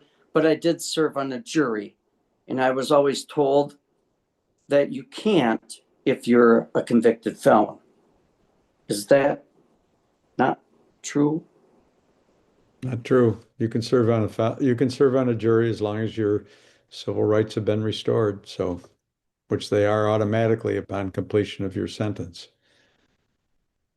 Oh, okay. Okay. I was thinking the completion of a sentence was having a pardon. Okay. Thank you. Thank you. I appreciate your time, Mr. Buskirk, and I hope that you enjoy the rest of your weekend. Yes, you guys stay warm. Thank you. Thank you. You too. And next up, we have Randy Renner. Mr. Renner. Good morning. Good morning. Can you see me all right? We can. Okay. Hello. In 1990, I was in the House of Correction. I was in the minimum security part of it. It was called the Training Placement Center at the time. And I had a job which was across the street from the main facility in the warehouse. And, being impulsive, and my grandma had some health issues. She raised me, and just kind of being impulsive. One day I just decided to walk away. I was outside the warehouse on the grounds and walked away. And I believe I was there on a probation hold or a bunch of tickets combined into some days I had to serve. So I walked away, and then about 9 months later, I got picked up driving. So they charged me. I believe the charge is called an escape charge.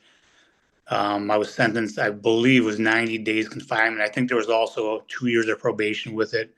And as far as I can remember, everything went fine with that. It was the last time I was on probation, last time I was charged with a crime. Since then, I mainly, even after I got out, a couple of years after I got out, I was kind of trying to find myself when I was become a parent. Basically was a single parent most of my son's life. Worked as a truck driver most of these years, until I became disabled a couple of years ago. But I did go through, I had my TWIP card, my hazmat. I was actually licensed through the Department of Commerce for a tank remover cleaner. So working 70 plus hours, and, then the time I did have available, I tried to spend with my son. I guess I'm asking the main reason, I don't know if it held me back from jobs that I had in the past, because I did go through a lot of clearances and everything. But it seems like when I'm applying for like retirement communities now, I get the application, I'll look it over in front of somebody, even one we had here in Sussex, Wisconsin. And I bring up, oh yeah, I did have a felony 35 years ago. And they say, well, I don't know if you'll get in then. I said, well, it's 35 years ago, it was nonviolent, no drugs, no weapons. And I never get a call back. So that's the main reason. And then also my son had gotten in a little trouble in the last couple of years, and I want to show him that, he's always known about this with me, but I just want to show him that, hey, you can basically not wipe the whole thing out, but you can definitely move on with your life. So that's right. I just wanted to also mention a couple of things I forgot to add. Just something from my previous employer, award I won just for stuff I did in the community and through my employer. I emailed that to the governor, to the email of Gov Pardons.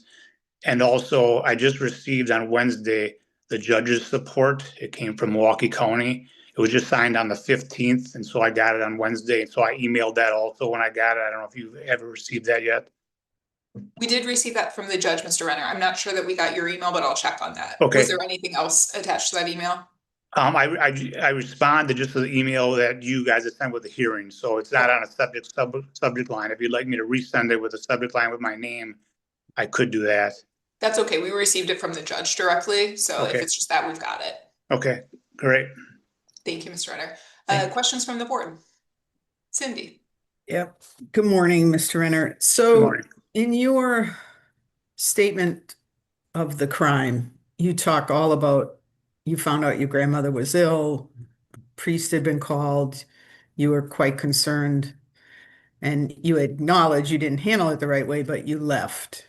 And that would be understandable if you turned yourself in a day or two later after you went and visited your grandmother, but you didn't, did you? I mean, you were gone 9 months. No, yes, you're absolutely right. Like I said, young, impulsive, when you're out, you're like, it's summertime, you're, enjoying with your friends. I guess like I said, made a horrible decision. I did stay out until I got pulled over driving. Yeah. So that visiting your ill grandmother wasn't really the. Well, no, you're correct. And I kind of mentioned that. I said it was a little impulsiveness, just kind of, and also my grandma. And I knew there was a process for that because they did take me to visit her, when she was ill. When I was back in there on my sentence, she was in the hospital again, and the priest, and they actually did take me to see her. So I know there was a process for that. So it was just me being impulsive. I mean, that's what it comes down to. Okay. I mean, she was ill, and I did see her, and then I did see her again when I was back in custody. They did take me to see her in the hospital. So yeah, it was a mixture of everything, but it's just being impulsive. Okay, thank you. Yes. Other questions from the board? Reverend Hancock. How did the judge's support make you feel when you got that letter? Well, I just got it Wednesday, and at first when the letter came, it was like Milwaukee Criminal Division. I'm like, what? I haven't done nothing wrong. I just read the return address on there. Like, what? I couldn't wait to rip it open, and then I ripped it open, and I seen the support, and yeah, I mean, it shows that they recognize that I've kept my nose clean and try to do the best I can. I mean, I just didn't want it to define me, but 34, 35 years later, it definitely means a lot to me. Thank you. Thank you. Other questions from the board? All right. Thank you, Mr. Renner. I appreciate your time, and I hope you enjoy your weekend. Thank you. You too. Bye. Next up, we have Rachel Ann Badham. Ms. Badham?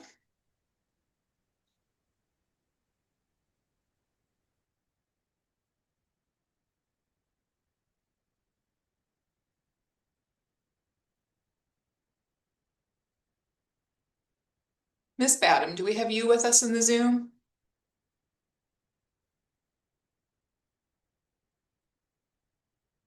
Okay, we will come back to Ms. Badham if she joins us later. And in the meantime, we will move on to Joseph Roberts. Mr. Roberts. Yes, good morning. Good morning. Would you like me to start? Yes, please. Okay. First off, thank you guys for hearing me out today. I was convicted of 2 counts of Medicaid fraud in 2007 and 2012. I owned a transportation company at that time. I had financial difficulty and problems, so I billed for rides that I didn't actually do, which I'm sorry. I was always sorry for. I just had financial issues, and I tried to take care of them faster than I should have. I got convicted of 4-year probation for the first count in 2007. I served the probation, no revocations, no violations.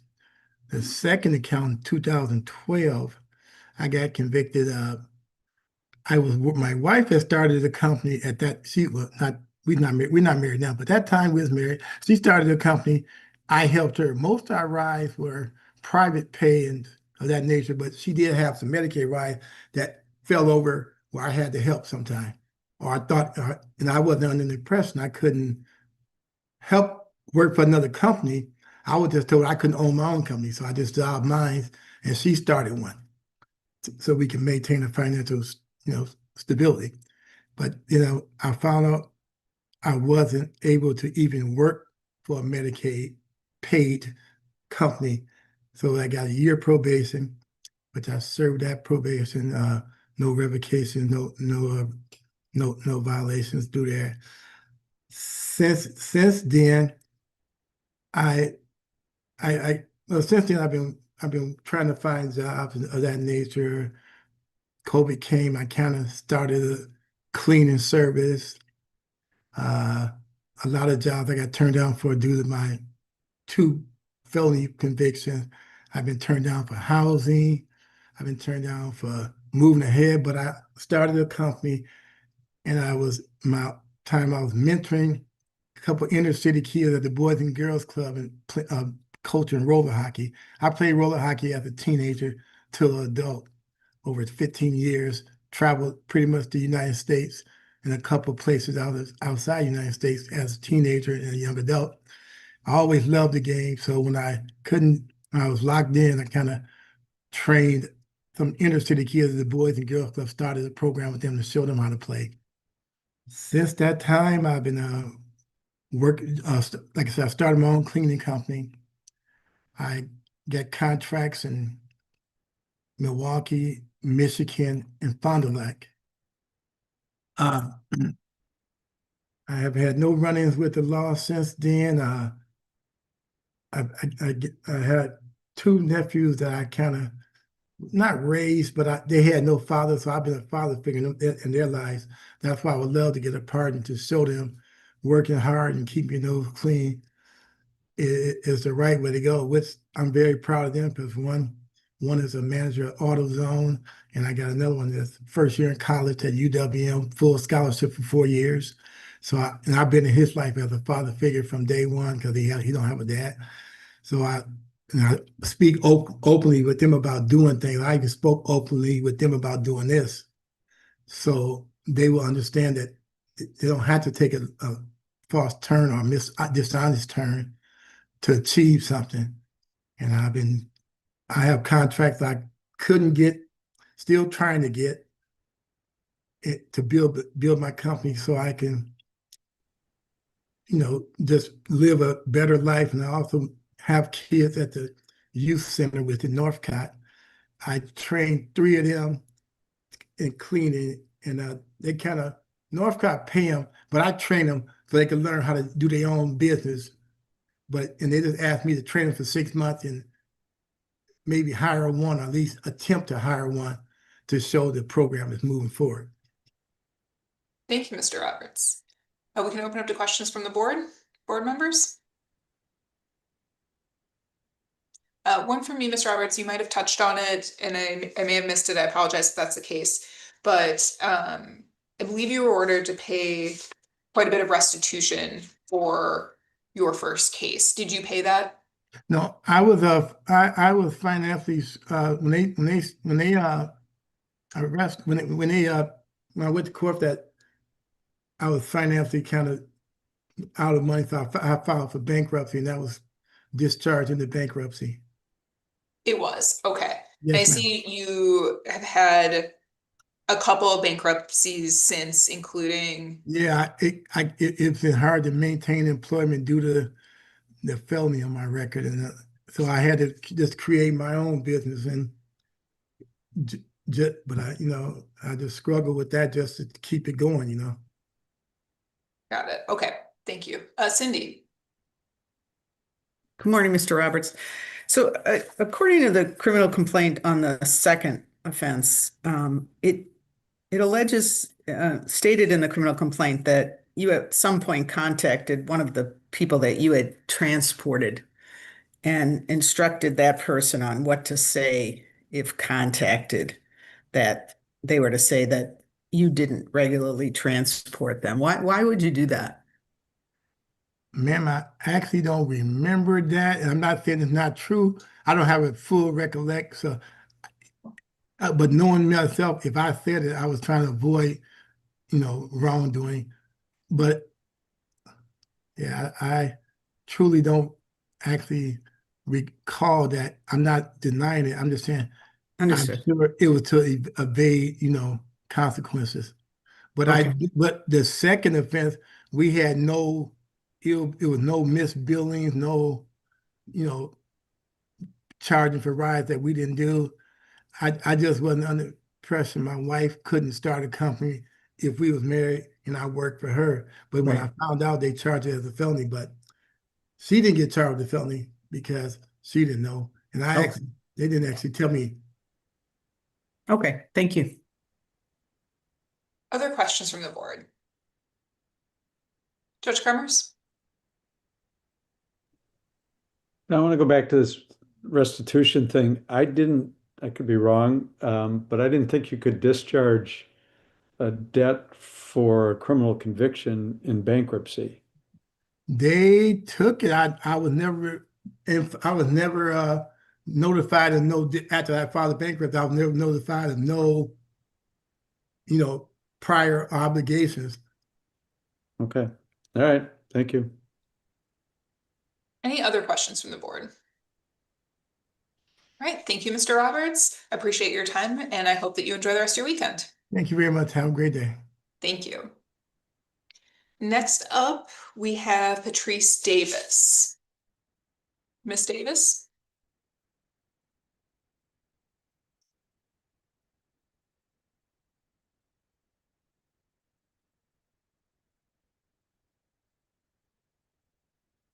Miss Davis, do we have you with us in the Zoom?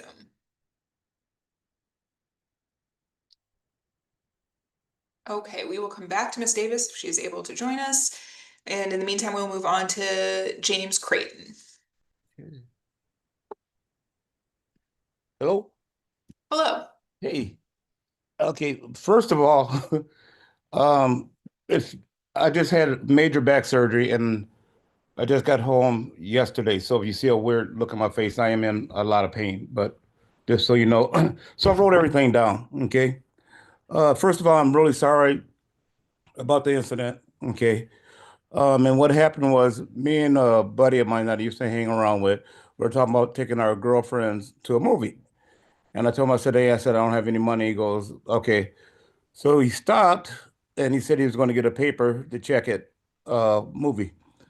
Then when he got in the car, we went to my mom's house. We got out my mom's house and the cops were surrounded his car. And that's when I found out he actually robbed the paperboy. But the cops said because I was with them, it was the same thing. All right. So, where's that? So, yeah, I got tried by a judge, got found out guilty, and I had 3 months Huber law and about 3 years probation. Okay. Again, I want to apologize about that. Since then, I have followed the law. I've tried to do things right, which I have been doing things right. My own house. I live in Brown Deer, in Milwaukee. I've been married 40 years, and we've been together 45, no kids, but I do help my nieces and nephews out. I'm also a part of the Elks Club, which we do help different organizations out. And I'm also a member of Trinity Lutheran Church, and I'm on the outreach program. So we go to different churches and try to help them out also. I've been doing that for the last 3 years. I'm sorry. I worked for 16. I've been working since I was 16. All right. I worked at K Jewelers for about 30 years, which was Shaw's back there and other jewelry stores. Right now, I work for a place called Universal Church Directory. I'm a photographer, so I'm in different churches every week. So the reason I want the pardon is, and I didn't know also until you said something, is to vote. I didn't know you could do that. Also, my wife wants to travel, and obviously I have to do what she wants. But there's countries that you can't go to with a felony. And the reason I haven't done this before is I thought that you needed a lawyer and it'd be more complicated. And it really didn't affect my life that much. But then when I found out that I could, then I said, okay, and I went ahead and did it. I think that is it. All right, thank you, Mr. Creighton. We'll open it up to any questions from the board. Board members? Judge Kremers. So if I understood you correctly, Mr. Creighton, you just said that you didn't know that your buddy was going to steal from this paper boy until after he did it. And the police told you because you were there, that's why you were charged with it. Is that what Right. Right. Yes. Because when I read the criminal complaint, in the criminal complaint, it contains your statement to the police at the time. And where you said that the two of you talked about robbing a paper boy and you were driving around and then you pulled up alongside a paper boy and your buddy got out. that is also something that the cops made up because I didn't say it. They had me sign it. And even my aunt said, you shouldn't have signed that. He goes, did you read it? So unless the cop misunderstood that my buddy said something. So I tried to bring that up even when we were at court. And nothing happened. And plus, I was young, so I pretty much would have signed anything. That was 45 years ago, back in 1979. Yeah, but you're asking us to accept that under your version, you didn't do anything wrong.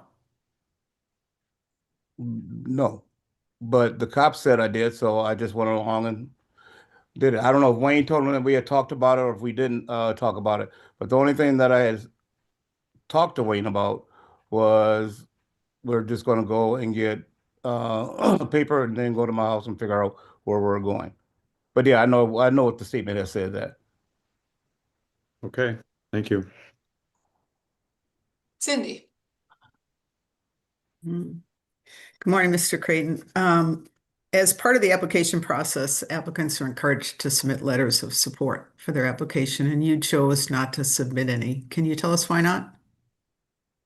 No, I would. Well, for one thing, I didn't think it'd be a big problem because I haven't done anything at all in that 46 years. So I didn't think it would be a big deal because I had been good and haven't gotten any trouble, haven't done anything at all. I've been working, I've been married. So I thought that would just speak for itself, you know. Thank you. I'm sorry. Other questions? Eric. In your application, you explained your version of events with respect to a restraining order. I was wondering if you could also share with the board what was being alleged against you in that situation. It was what now? Me and my niece had well, this might be a long one. Me and my niece had went out, you know, and this is when I first started taking Ambien. And we had been drinking, came back home. Now, this is what she said had happened. And I took my Ambien and went to bed. And then she said that I asked her to come in the room and try to fool around with me. So she left. Okay. So the restraining order is because I called her. It's actually my best friend's niece. I called her like 5 times trying to figure out what was going on. And then her boyfriend said, just get a restraining order against them. And that's what they did. All right. And I didn't call her anymore about it. Thank you. Mm-hmm. Other questions from the board? Reverend Hancock. Mr. Creighton, the judge in Milwaukee County who reviewed your application for a pardon supports your getting a pardon. Now, Governor Evers will make the final decision, but how does the judge's support make you feel? It makes me feel good. Okay, you know? Great, thanks. Yeah, I mean, I got like I had one of my best friends, husband, he was deputy chief of police of Waukesha and he just retired. And I thought about having him write something up because he knows everything about me. But like I said before, I didn't think it would really matter because it's been so long and my record is clean. Good, thanks. Thank you. Any other questions from the board? All right, thank you, Mr. Creighton. I think that covers it. I appreciate your time and I hope you enjoy your weekend. All right, thank you. Thank you. Next up, we have Dion Bird. Mr. Bird.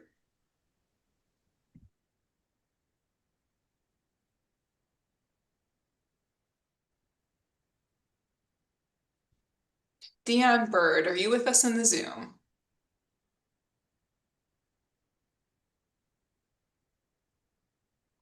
Okay, we will in the meantime go on to Paul Belling. Mr. Belling?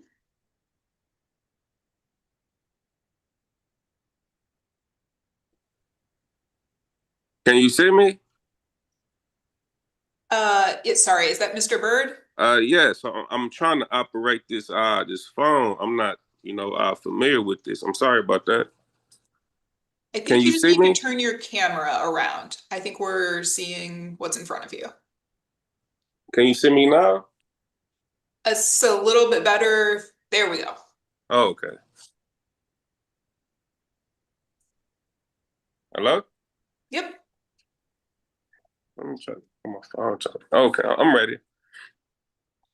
All right, go right ahead. Well, I want to apologize to the courts for the incident that transpired in 2014. This situation has been hindering me from getting a lot of things accomplished. But since then, I've been helping a friend of mine, with her cleaning service, cleaning buildings and different contracts for her to keep extra money in my pocket. I'm currently enrolled into school to receive my CDLs. It's an 8-week program through MATC. I have not had any run-ins with the law. I have not gotten into any kind of trouble. I did 18 months confinement time and 2 years of probation time with no violations. And it's been kind of difficult to find housing for me and just all kind of different things. And I think I'm ready to move forward from the situation and get my life actually back on track. And that's really actually about it for me.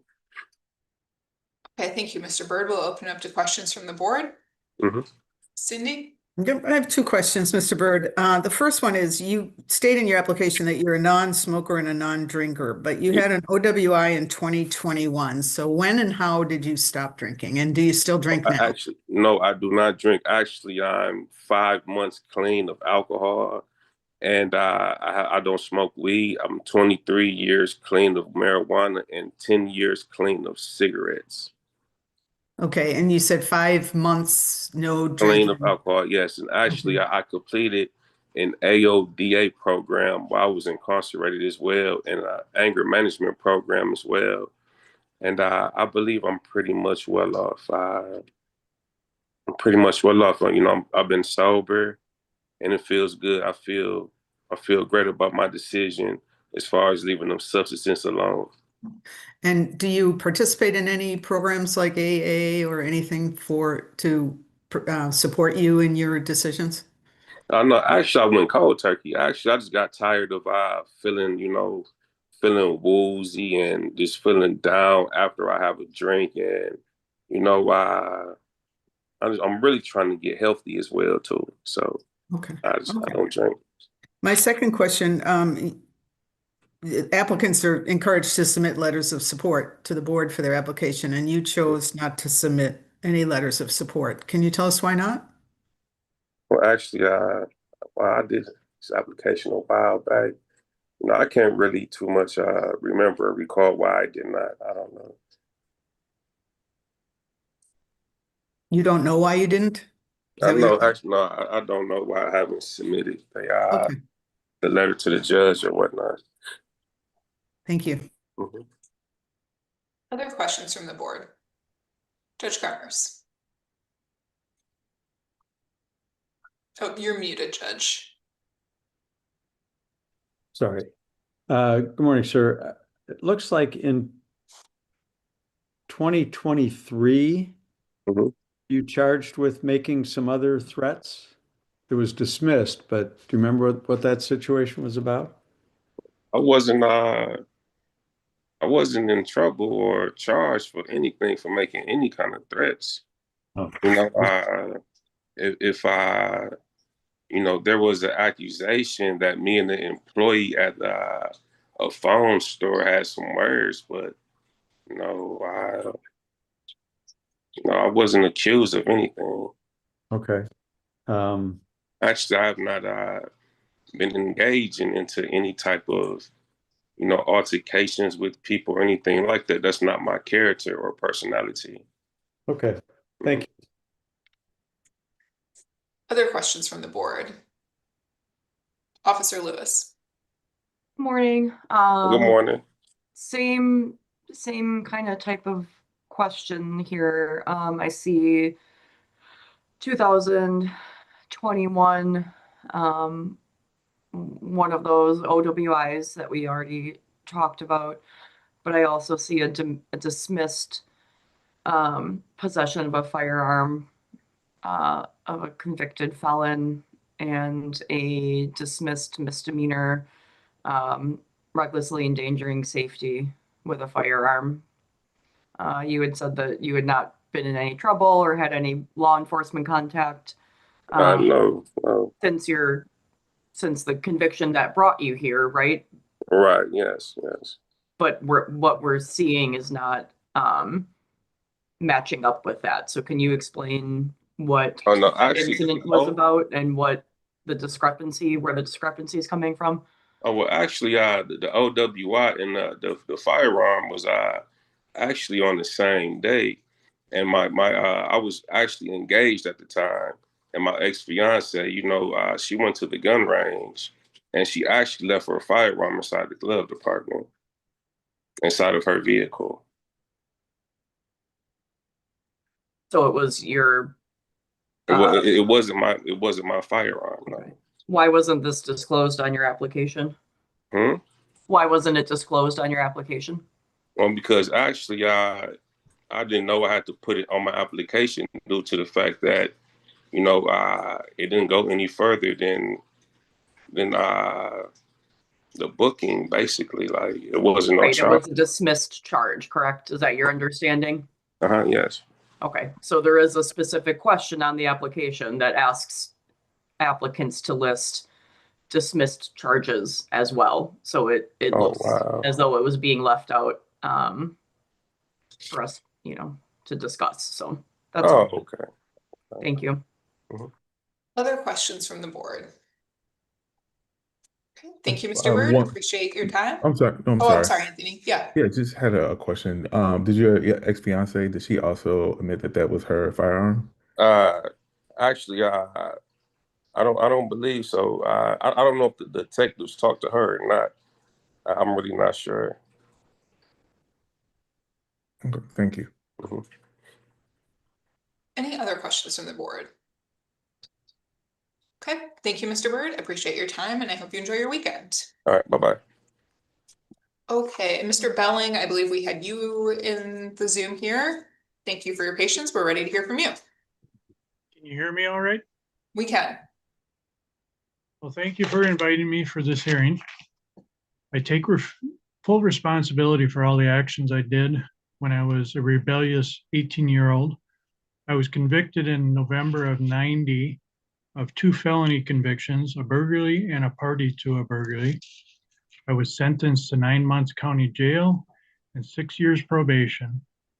I did the 9 months county jail with Huber and was released on probation. First part of my probation didn't really go that well, being that I was still young. After a short time of being out on probation, I absconded to California, and roughly a year or so later, I was picked up in Arizona and brought back to Wisconsin, where I was revocated and introduced to the Wisconsin prison system. After a short time with the prison system, I was able to get out on a new program they had at that time, an ankle bracelet program. It was a year-long program where I paid off all the restitution I needed to, and then finished my probation with no issues and got off probation in November of '96.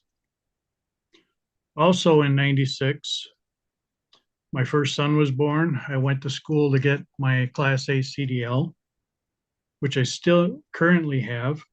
And when I graduated with the class for the CDL, I graduated number 2 out of 120 participants at the time. In 98, my second son was born, and the mother of my first two sons, I was not with her at that time. In 99, I got married to my first wife, where that same year my third son was born. In 03, I received an OWI for drinking and driving. And with that, I completed all the requirements of me at that time to put that behind me. After 10 years with my first marriage, it ended, and I had custody of my third son at that time. In September of 2010, I was married to the mother of my first two sons, which we have been married for almost 16 years now. After all my boys moved out and on with their lives, my wife Angie and I made the investment and bought a semi-tractor and became a husband-wife team driving all over the country. We worked full-time through the whole COVID, delivering Wisconsin cheese all over the country. Also during that time, we bought a home and totally remodeled it. And also driving, we cleared all our debt and paid everything off. Have a great credit score. Since then, my wife and I continue to do a lot together. Spend time with our 3 grandchildren, tend to our 2 huge gardens, all our fruit trees and shrubs, traveling. We enjoy fishing together. We go rock hounding together, and also collect sap from the trees that we have around our property so we can do maple syrup. I'm currently a mobile crane operator for a great company where I've been working there almost 5 years now. I'm a hard worker, always willing to jump in and help wherever I can. The reason I'm seeking a pardon is that my wife and I want to travel further and farther, experience more of what the world offers to us. And receiving a pardon is only a first step into achieving that goal.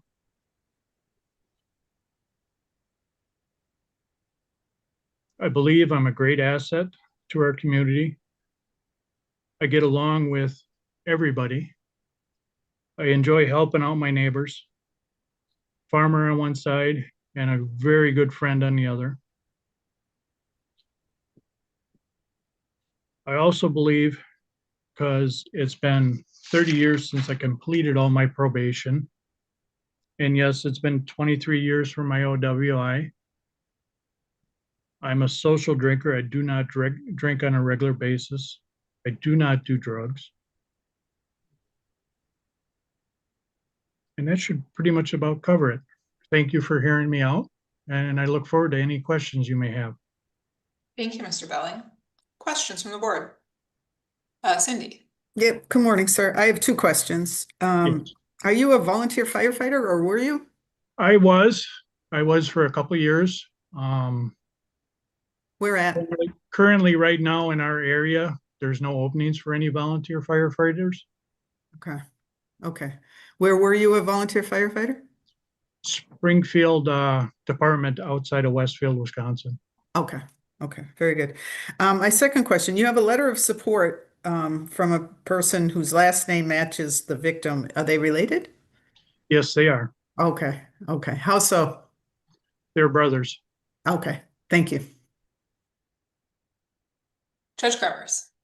It looks like you got a forfeiture action in 2025 for setting a fire without extinguishing a fire in Marquette County.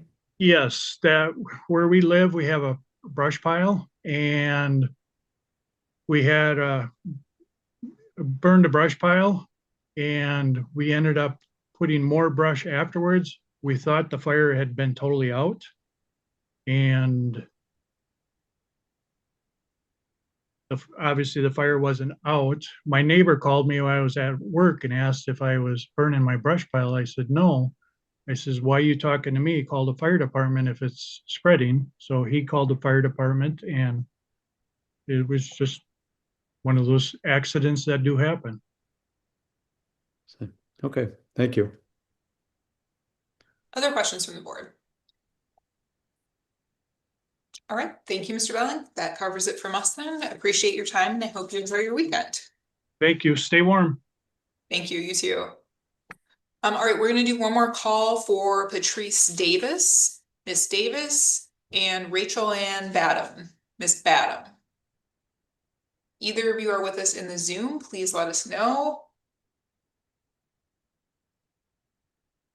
Okay, we will continue trying to reach them over the lunch hour here. And hear them this afternoon if possible.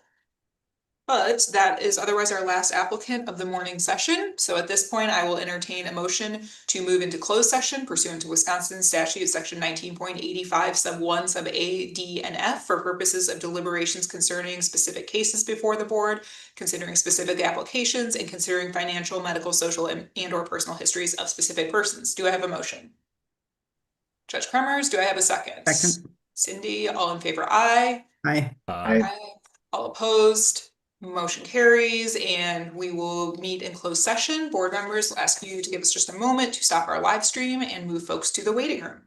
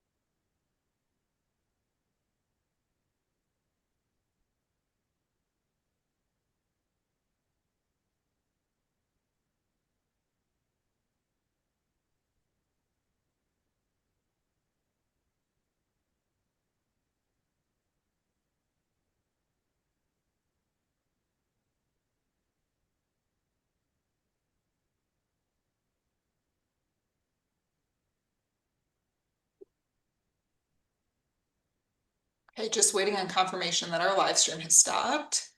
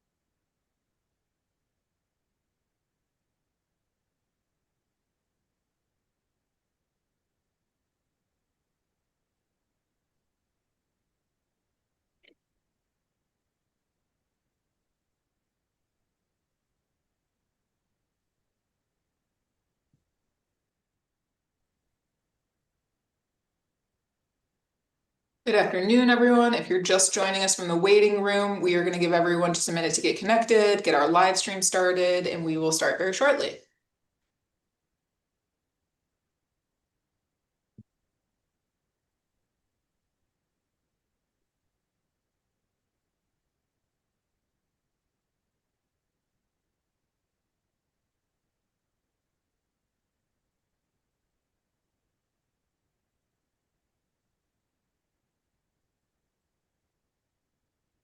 Okay, can you hear me now?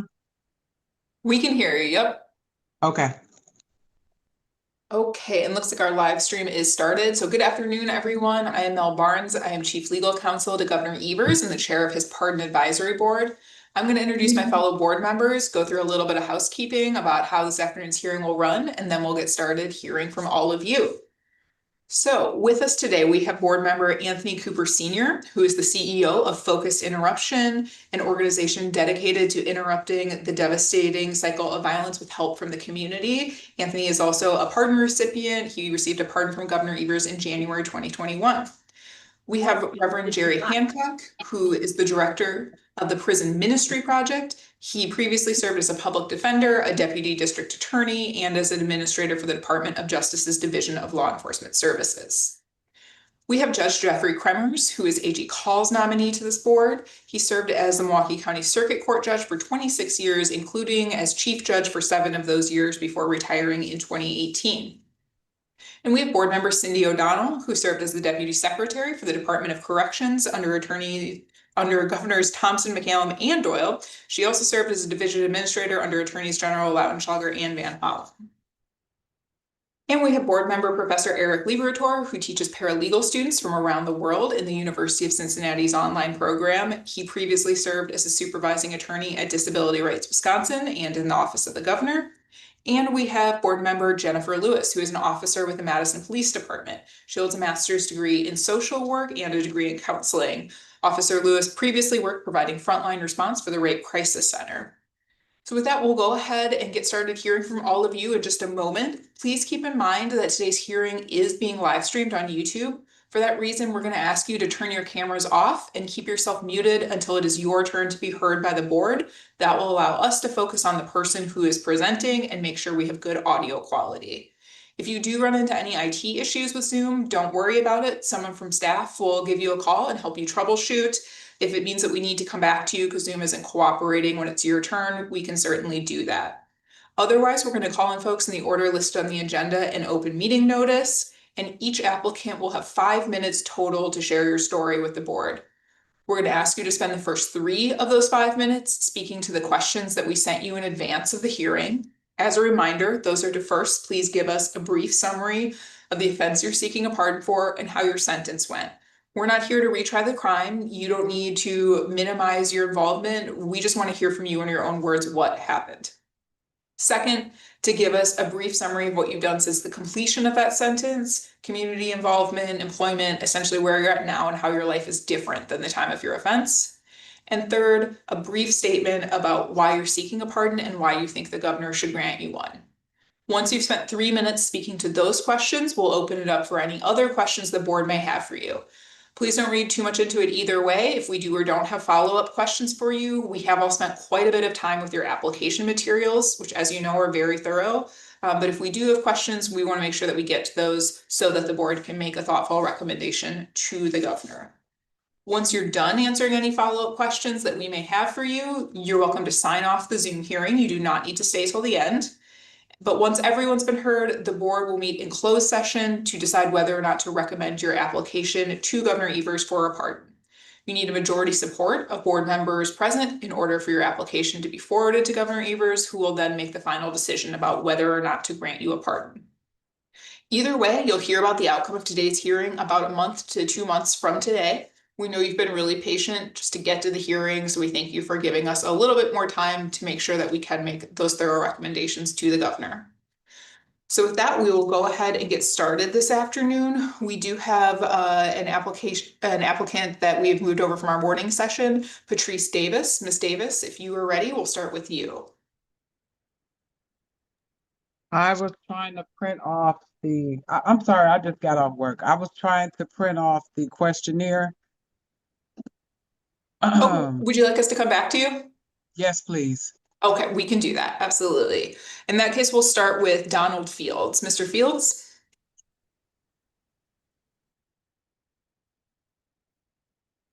Yes, I'm here. All right. How you guys doing? Thanks again for having me. You guys are extremely intimidating. My cases were theft, auto, and issue of worthless checks. My sentence for both counts were 3 years in probation. They were withheld. I was later revoked from my probation simply because I went to visit my little brother at my mother's house, and 3 guys were trying to beat him up.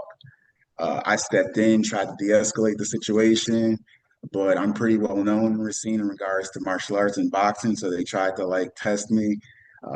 I ended up punching one of the guys, and that was it. The police were called. I was arrested.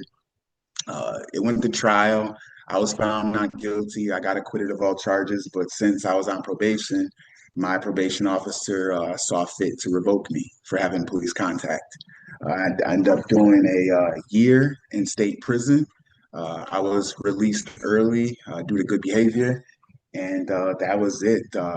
Afterwards, I continued my martial arts and boxing career. I've traveled throughout the U.S. competing in tournaments. I've won 2 state national Golden Glove championships for the state of Wisconsin.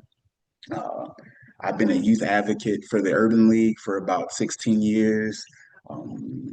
I went to college twice, once for automotive technology, a second time for criminal justice. I didn't finish because my counselor advised me because of my felonies, I wouldn't be able to attain a career and such, and I'd just be wasting my money. But yeah, I'm a signed author now to Ubiquitous Press out of Washington, D.C. I just finished my first book. I also just recently, because I couldn't submit it during the application, I got my business license for the state of Nevada. I'll be opening up my own gym and youth center here within the next couple of months. I train and volunteer with LVMPD, Las Vegas Metropolitan Police Department, every Tuesdays and Thursdays, especially with the K-9 unit. I have Belgian Malinois myself, and yeah, pretty much is it. I volunteer a lot for the local government here, politics, Mayor Shelley Berkeley, and North Las Vegas Police Chief, Jacqueline Gravitt. Why was the third question a brief statement? Why I think I should receive a pardon? It'll just restore purpose back to my life, honestly.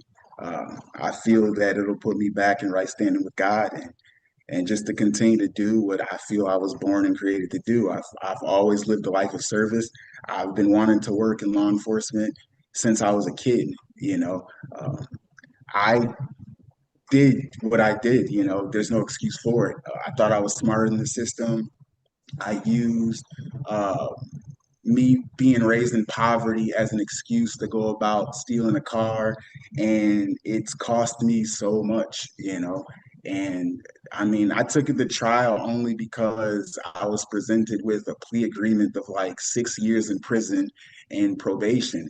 And I don't have a family. I was raised in the Wisconsin foster home system, and 6 years in prison would have killed me. So, I pleaded not guilty, praying for a miracle that, I wouldn't get prison time. But I absolutely did what I did, and I'm very apologetic for it. I've tried reaching out to the Schaefer Automotive family. I think they split and they moved to Florida, and so I wasn't able to reach them. But I mean, yeah, I would like to continue my degree and finish my degree in criminal justice.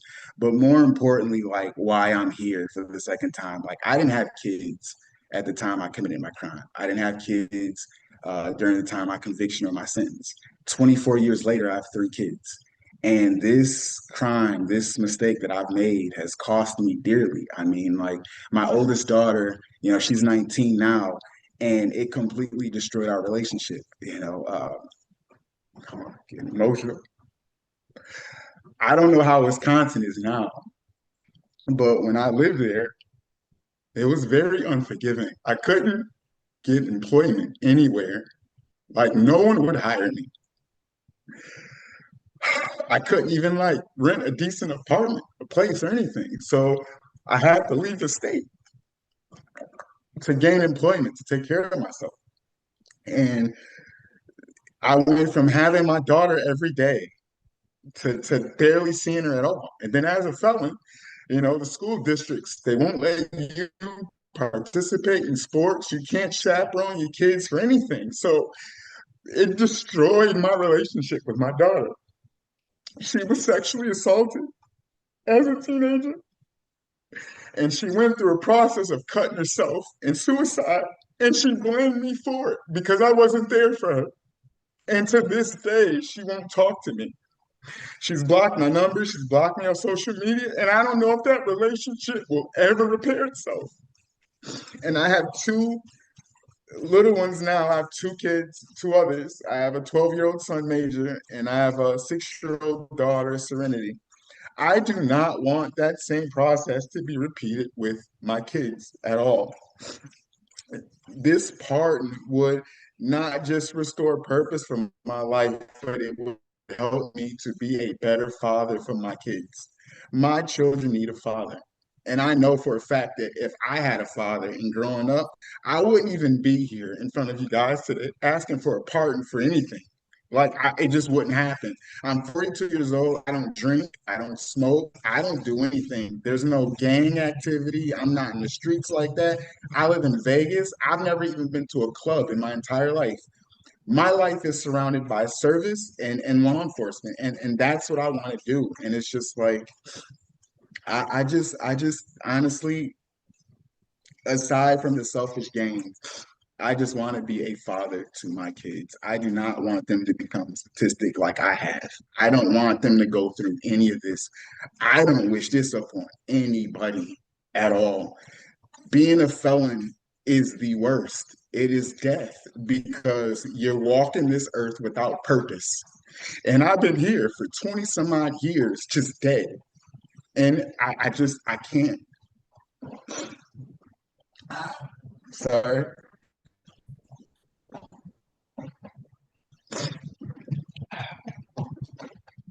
That's all I have. Okay, thank you, Mr. Fields. We'll just open it up to any other questions the board may have for you. Board members? Officer Lewis. Good afternoon, Mr. Fields. Thank you for sharing your story with us today. I appreciate it. On your application, you were, or at least at the time of your application, you were employed by the Mandalay Bay as a security officer. Is that still your employment?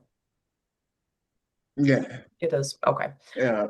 And you're doing your the extra work with the Las Vegas Police Department. And what exactly are you doing with them? Some training, it sounds like. Yeah, prepping for the police academy. I'm also trying to get into the Air National Guard here at Nellis Air Force. They've raised their maximum age to 42, and they're willing to give me waivers so I can use that money to finish my degree in criminal justice. Okay. Is the Las Vegas Police Department aware of your situation? Yes, absolutely. And what have they said about it as either a potential burden or not for you to be employed there? What have they said about they're that? super encouraging. Yeah, they're super encouraging. I was gifted a Belgian Malinois. Come here, King. For my birthday. And there's no maximum age requirement, and they're just waiting on me. Okay. Thank you. Other questions from the board? Jerry. When you applied originally, you said that you bought this car with a check that turned out to be worthless, but then you thought it was okay because you thought a check worked like a credit card and you could just pay it off over time. What I heard you say today was a little different, that you take responsibility for the fraud. Am I right? Did I hear you correctly? Yeah, absolutely. I knew what I was doing was stealing. I just didn't think the punishment would be as severe because I went about it, as far as like writing a check, and I thought they were just simply going to make me pay the money back. Okay, and did you apply to the TSA?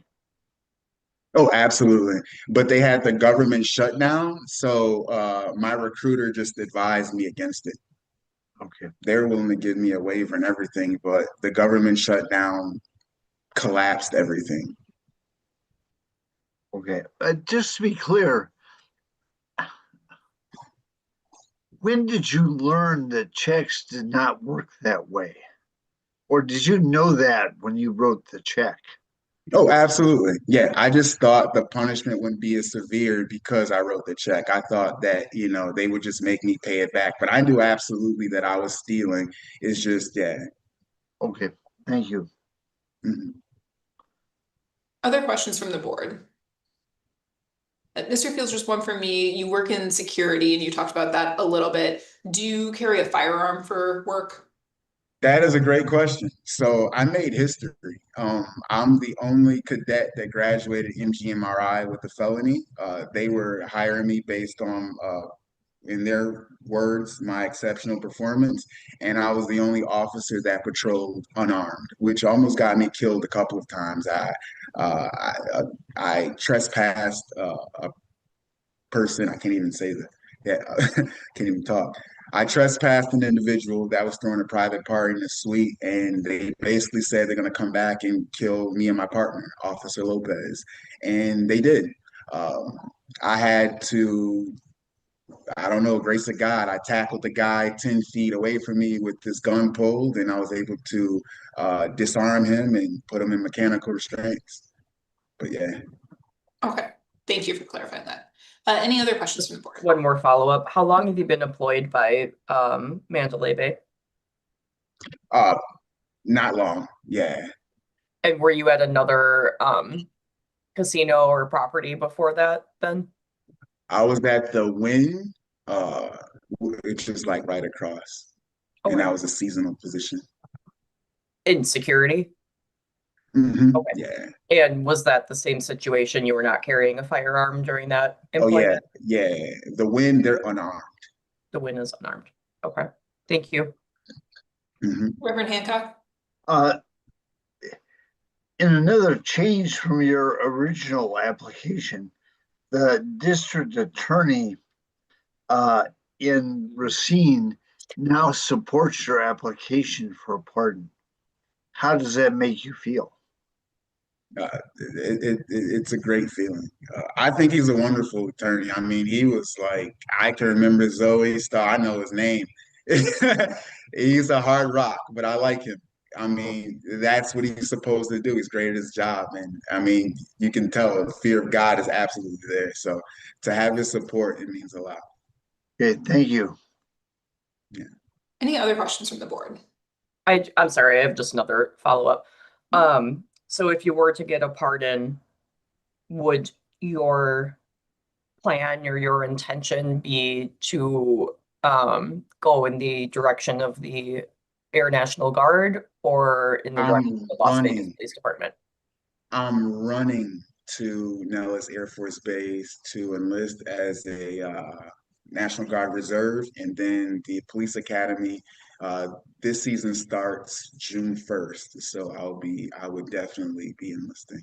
So you would be interested in pursuing both of those avenues at the same time, which is not abnormal. Okay, thank you. Any other questions? All right, thank you, Mr. Fields. I think that covers it from us, and hope you enjoy the rest of your weekend. You too. Thank you, guys. Thank you.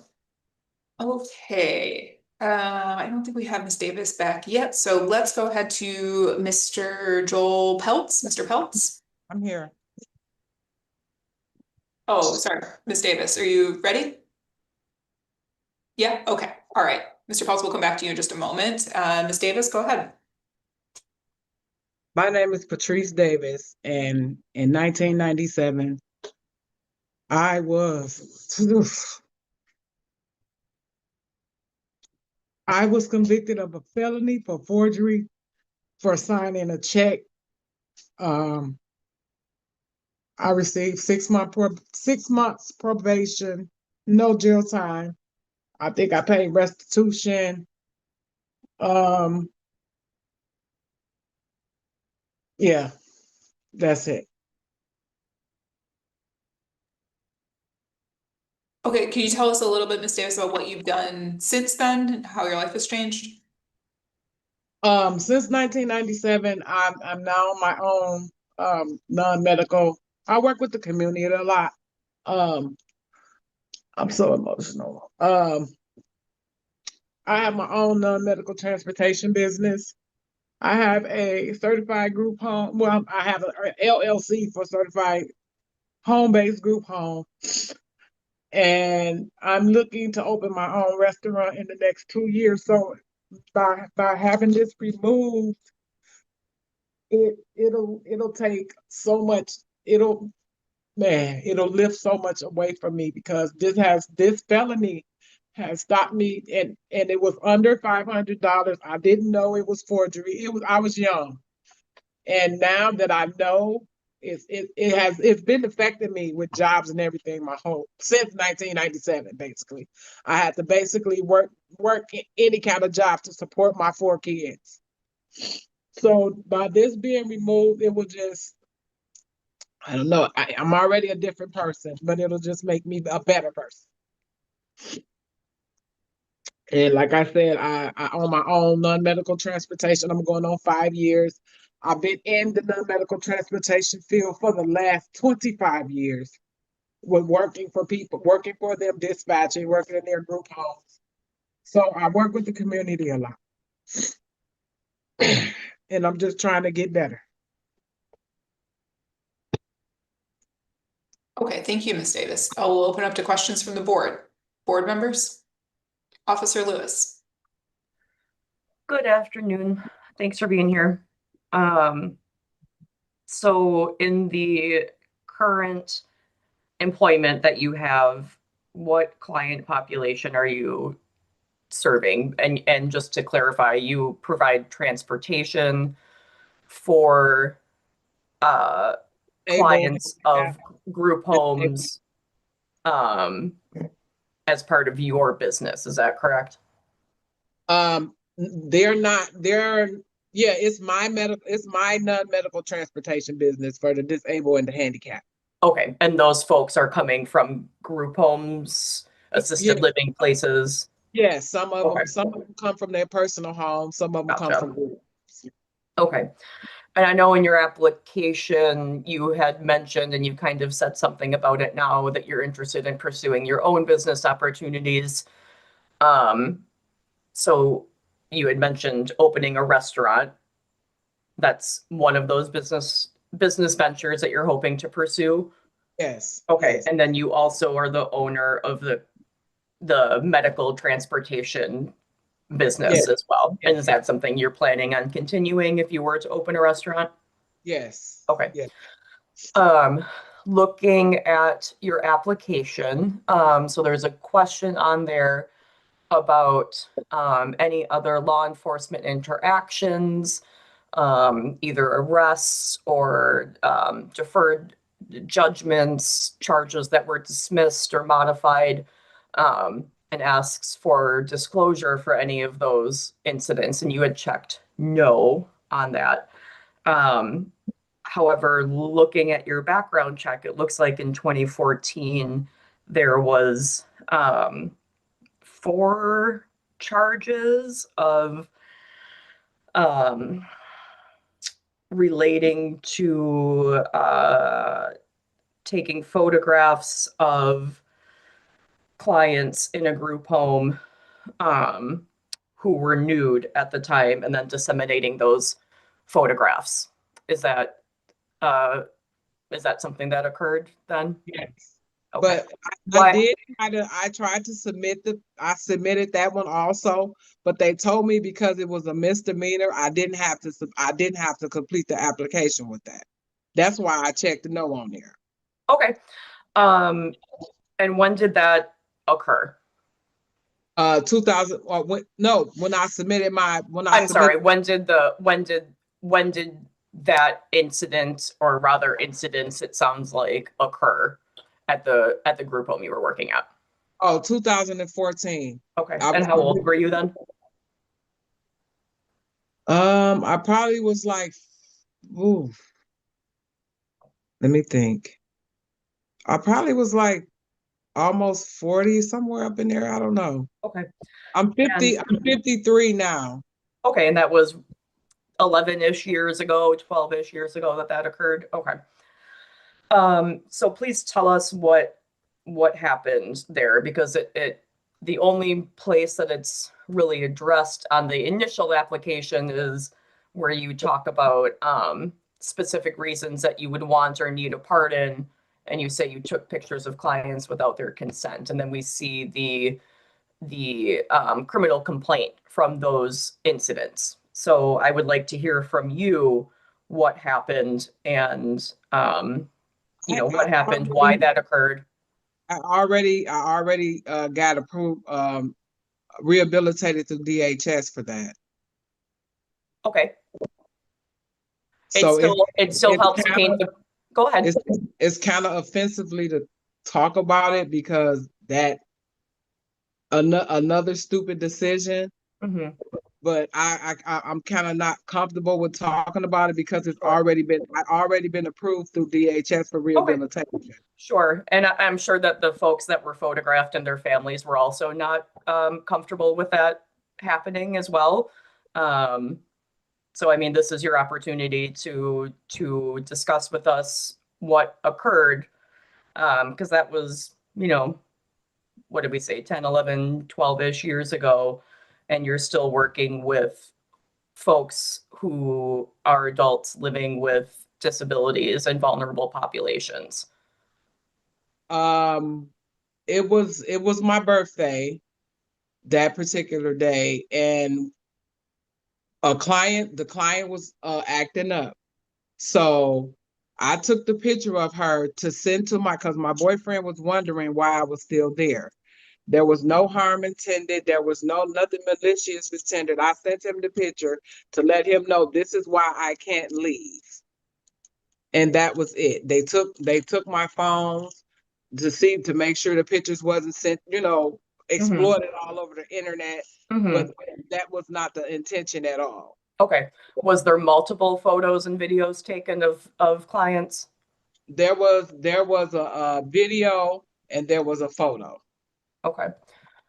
All right. And then those were disseminated to your boyfriend at the time? No, the one video that was in my phone, it was like the girl, one of them was nude and one of them wasn't. The girl was acting up and I videoed her. I said, I'm gonna show your boyfriend how you be acting up, when you're sitting with us. And that was all. It wasn't nothing like, trying to exploit him or anything like that. Okay.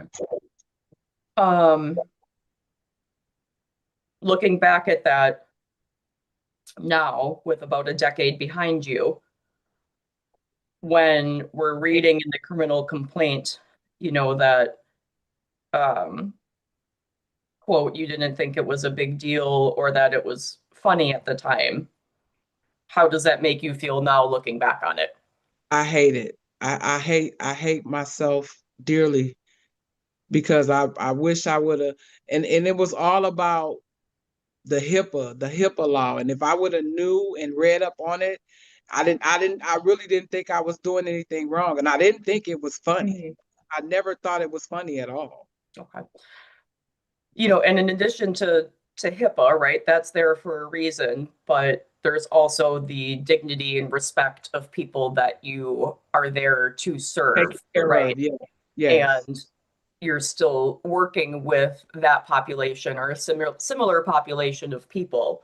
And, I just want to make sure that you understand the severity and the intrusiveness of what happened then. And I realize we're not necessarily here to discuss that, but it does paint the totality of the picture, right, as to what we're considering today, right? Right. So anything else you want to add about that? I mean, like I said, it was a mistake. I mean, I got probation. I got 2 years of probation for it. I paid my restitution. I went back in front of the judge, apologize. I mean, all I can do is apologize. Yep, I understand. Have you ever apologized to the victims or their families or the owner of that group home? Yes, I apologized to them in court. Because the families were there, and I apologized right there in court when it happened. So I wish I could turn back the time, but I can't. I understand. But I would never do it again. Thank you, ma'am. Thank you. Any other questions from the board for Ms. Davis? Reverend Hancock. Ms. Davis, just to be clear, there was one incident of nude photographs at a facility called Gatehouse. Is that correct? Mm-hmm. But there was a second episode of nude photographs at another group home. Is that correct? No, it was the same group home, like the same owners, but different houses. That's how it went. Okay, so but you took There was a nude video and there was a picture. of two different women, correct? Yes. Okay, thank you. Any other questions from the board for Ms. Davis? Okay, thank you, Ms. Davis. I think that covers it then. I appreciate your time and I hope you enjoy your weekend. Thank you. Thank you. All right, next up, Mr. Peltz, we're ready to hear from you. Hello.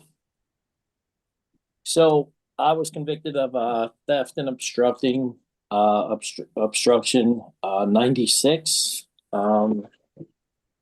Let's see, I received I had to pay $5,000 in restitution, 10 months incarceration, and 3 years of probation.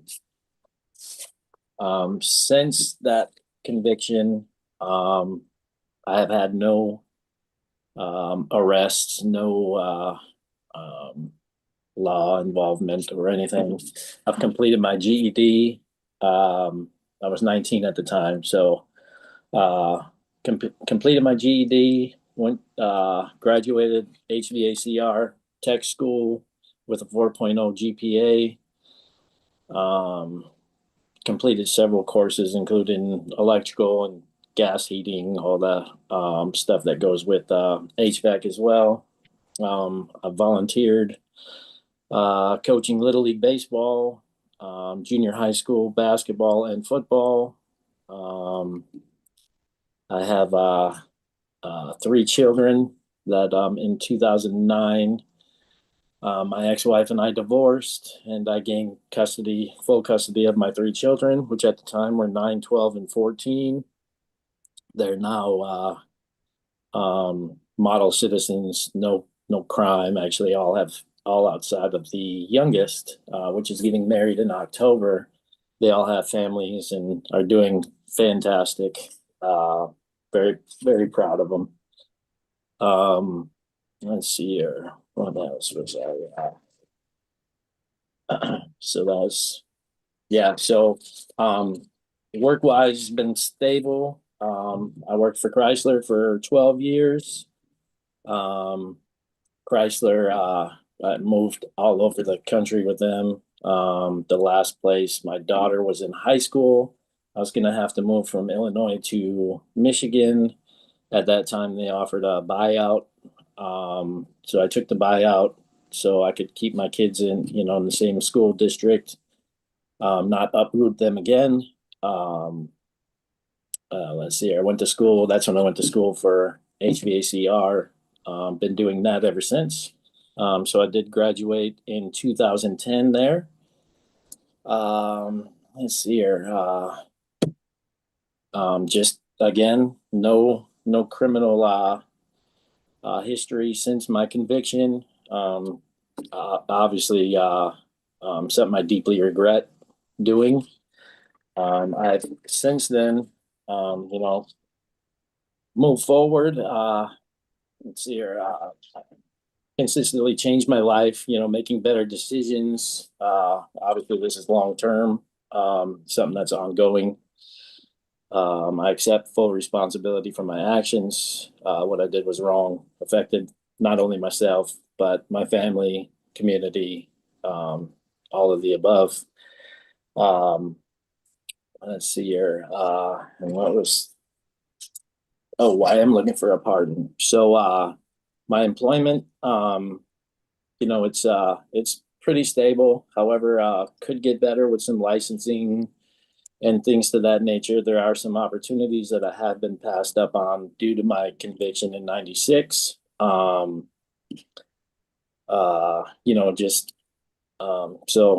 again, I do want to acknowledge deep gratitude and humility. The victim actually sent a paper to the board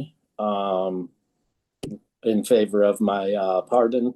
So I deeply grateful for that. And yeah, I mean, that's about it. Thank you, Mr. Peltz. We'll open it up to questions from the board members. Cindy. Good afternoon, Mr. Peltz. Good So afternoon. in crime, you spent a little bit of focus here on the stealing the items and selling them. Talk about the few months later when you were out on bond and you crashed the trees into your car into the trees in a Yeah, bar. so that was, I believe it was about a week later, after I had gotten all this. I came home from work. At the time I was working at Hardee's, and I got into my brother was there, and a couple other people. We started drinking, using some drugs, and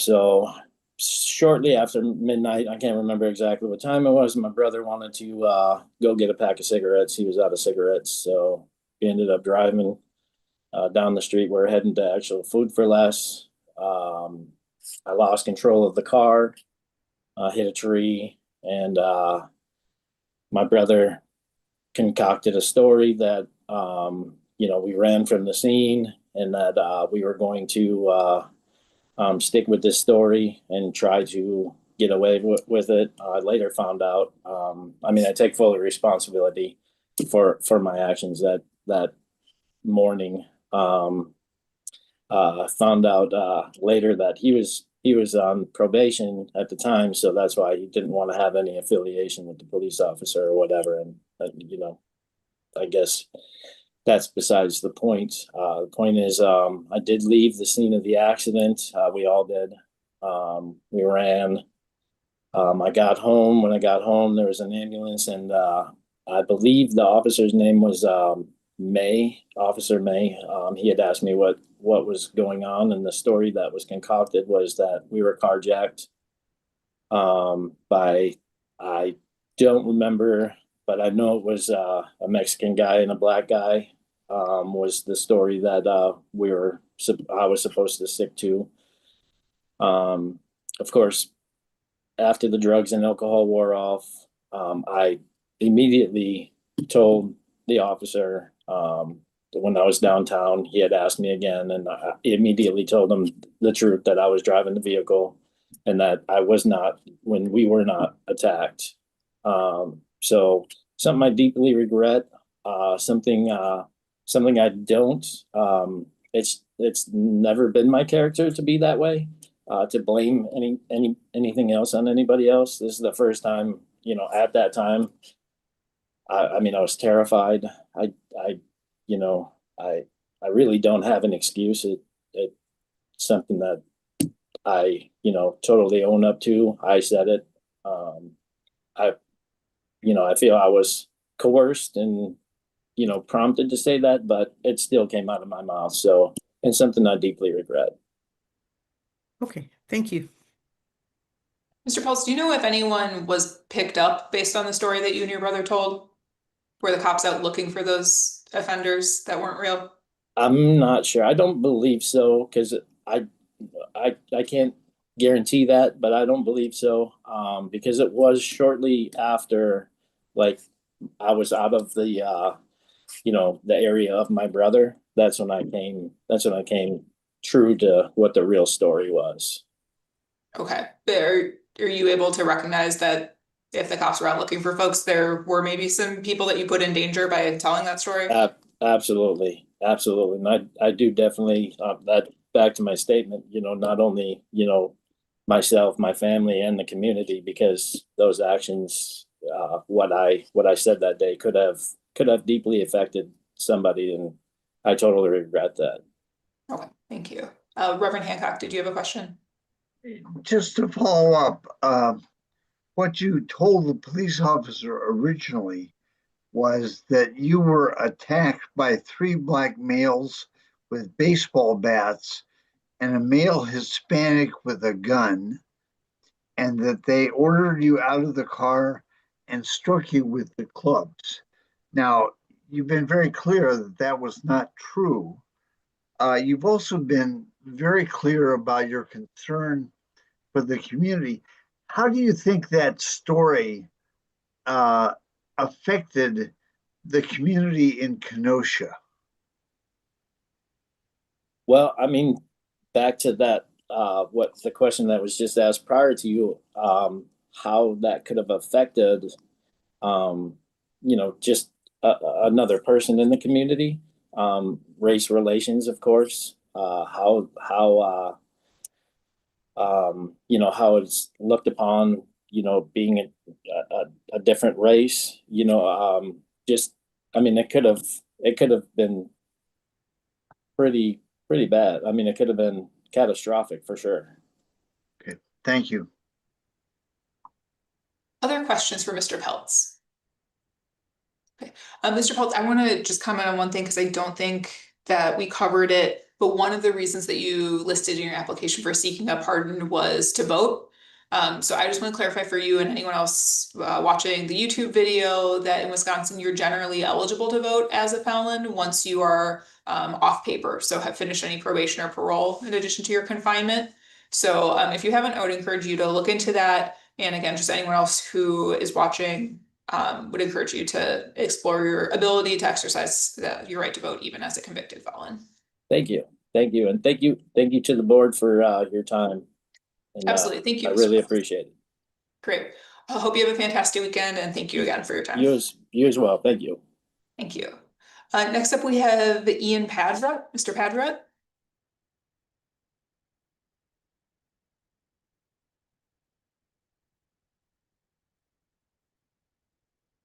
Ian Padrut. Oh, is that you, Mr. Padrut? Yes, I'm here. There we go. Fantastic. Sorry about that. Okay, so I will start off by reading what I have written. First off, when all of these charges happened, I was not thinking clearly because of my use of drugs at that point. I did not think about my actions, how they affected others. Reading this reminds me of how far along I have come, and also kind of makes me sad at the same time that I was like that, but I'm fortunate that I have a supportive and understanding family. Since then, I have worked at Latitude Graphics for 20 years. I stopped working there because I had an opportunity to move to Georgia with my family, my stepdaughter, Bryn, and daughter, Fiona, and their mother, to be closer with, like I said, my family. Things didn't work out with me and their mom, so we moved back. When I returned back, I lived with my aunt and uncle on their dairy farm, where I helped when needed. I also got a job as a small engine mechanic at Culture Implement in Cross Plains. I was able to save up enough money to move to an apartment in Cross Plains. I didn't enjoy that job as much as I thought I would like, so I applied at Zimbrick Acura as a detailer. I am currently hoping to work my way up to a salesman position. Since working at Zimbrick, I have met some wonderful people, and I was able to buy a condo in Cross Plains earlier this year. Me and my daughter Fiona stay very busy. We go to hockey practices weekly. I have her half the time, and her stepsister Bryn, she comes over when she likes. I'm helping her get her license right now by doing behind wheel time. They both mean the world to me. I tell them they are capable of great things. Sometimes I have to tell myself the same thing. The reason it would be a good idea for a pardon. I believe that a pardon would help me in my quest to achieve my goals, being a salesman, or possibly even something else. As well as there has been a few times where I've been pulled over with other people or myself when I was speeding, and my car has been torn apart. And I cannot imagine having my daughters in the car and having something like that happen. As well as this may sound funny to you, but I would like to be able to go out to my family's farm and shoot clay pigeons with them again at some point. There's a lot more I could probably add to this list, but I hope this gives you a rough idea of why I'm seeking a pardon today. And I'd like to thank you for your time. Thank you, Mr. Padra. We'll open up to other questions from the board. Board members? Okay. Reverend Hancock. The district attorney in Dane County who reviewed your application for a pardon supports your getting a pardon. Now, Governor Evers will make the final decision, but how does the support of the district attorney make you feel? It makes me feel extremely proud. Very Good. proud. Good. Grateful. Thank you. Other questions from the board? Mr. Padra, just one for me. It looks like in 2024, it's not a criminal charge, but it looks like you had maybe a ticket for an open intoxicant in a vehicle. Could you tell us a little bit about what happened there? Yeah, this is a really bad excuse. Not really even an excuse. When I moved back from Georgia, I had a vehicle and it was at a friend. And honestly, I remember that bottle on the car. I was pulled over. My surgical license. Mr.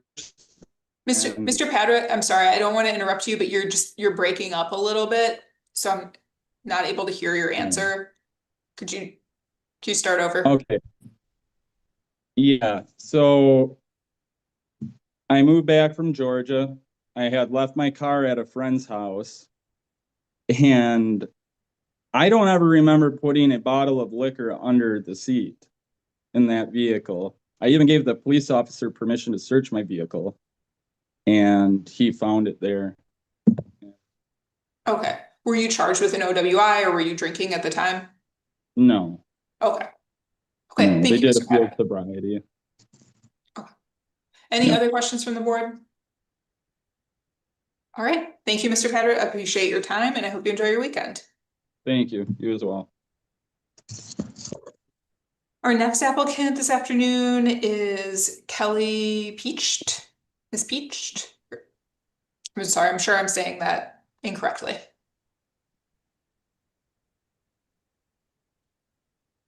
Okay, hi, it's Peach. Everybody does that. You're not the first. Hello, my name's Kelly Peach. I truly appreciate this opportunity today. Okay, 25 years ago, I made some serious mistakes that I take full responsibility for, and I've carried the weight of these choices pretty much every day since. In 2001, I was caring for an elderly woman who placed tremendous trust in me. She welcomed me into her home, depended on me more than anyone to look after her. Sorry. I broke that trust when I took money from her.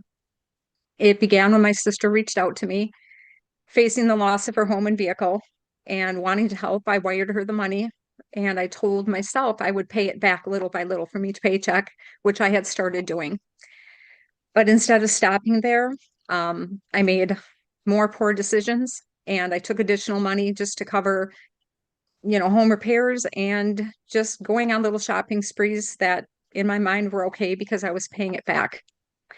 During that time, I was also lying to my husband, telling him I received a raise and getting bonuses to explain all the extra spending. I regret hurting Irene more than I could ever express. And telling myself that I was paying the money back was so dishonest and wrong. I see now how deeply flawed that thinking was. And I will always carry that remorse of knowing I failed someone who trusted me and depended on me. And I wish more than anything I could go back and undo that pain that I caused her. I was charged with forgery, a felony for forgery. I served 10 months in the Huber Center and also 7 years probation, which I completed. I was released off probation early and I paid restitution fully back.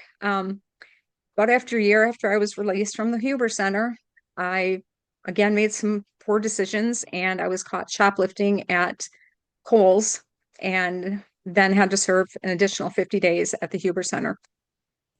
I again accept full responsibility and the disappointment and hurt they caused my family. They just deserved so much better from me at that time.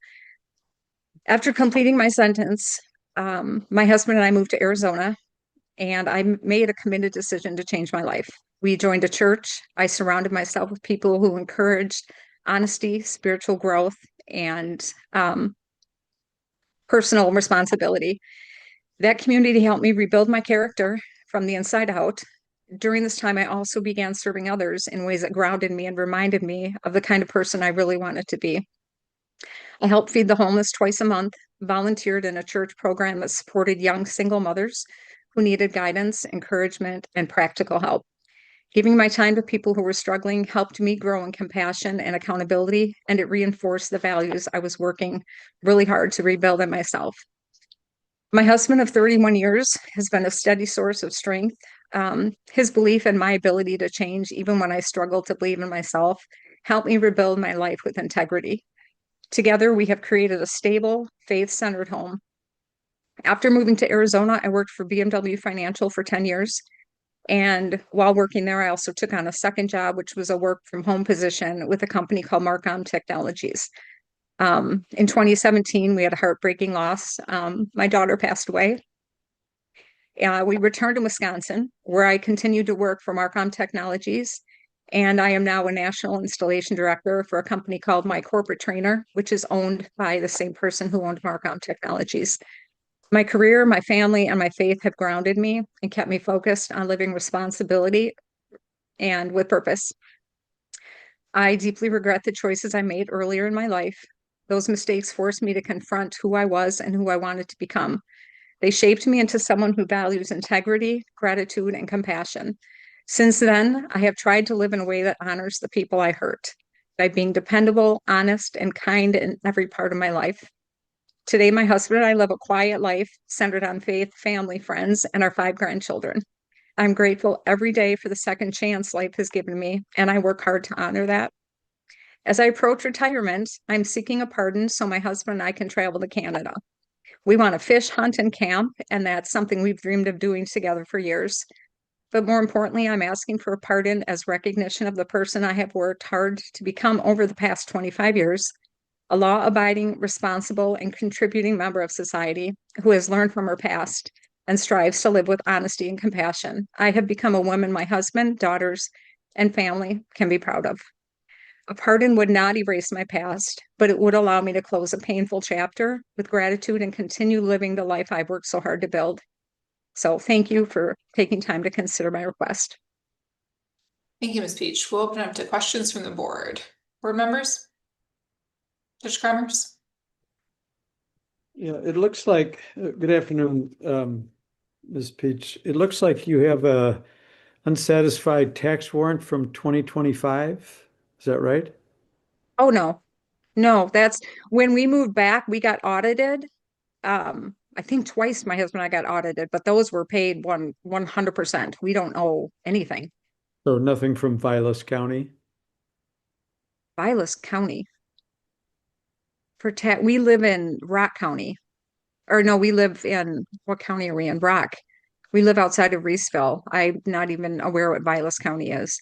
Vilas County's up north, so people have vacation homes up there as well as people. Oh, no. That's not you. No, that is absolutely not me. Mm-mm. Okay, thank you. You're welcome. Member Hancock? A couple of things, Ms. Peach. The Dane County DA's office reviewed your application for a pardon, and they support your getting a pardon. How does that support make you feel? It means a great deal, actually, for someone in that position to believe I have changed. Very humbling, and I'm just very thankful and grateful for the confidence that they have in me. And I'd like to ask you about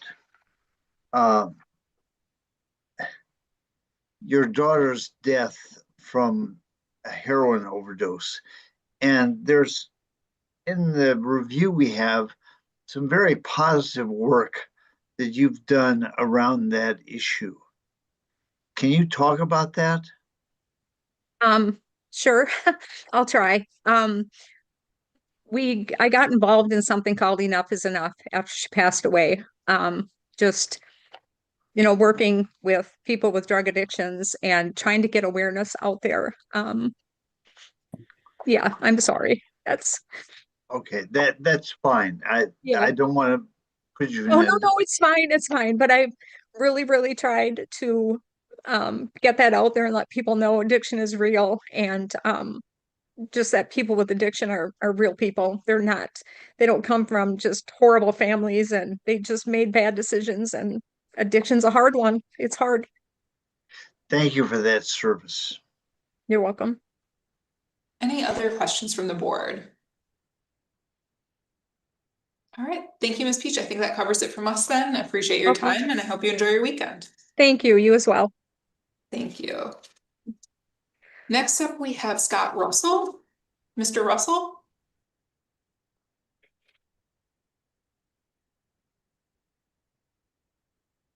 Scott Russell, are you with us in the Zoom?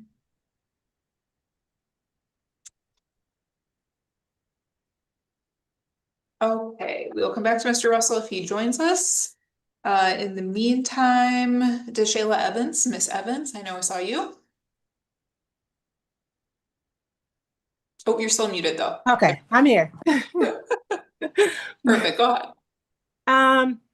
So it was 1998, I believe it was. I was with two other friends, and I did not know that they were going to cash a check. One of the girls had actually stolen a check from her job. It was at a nursing home.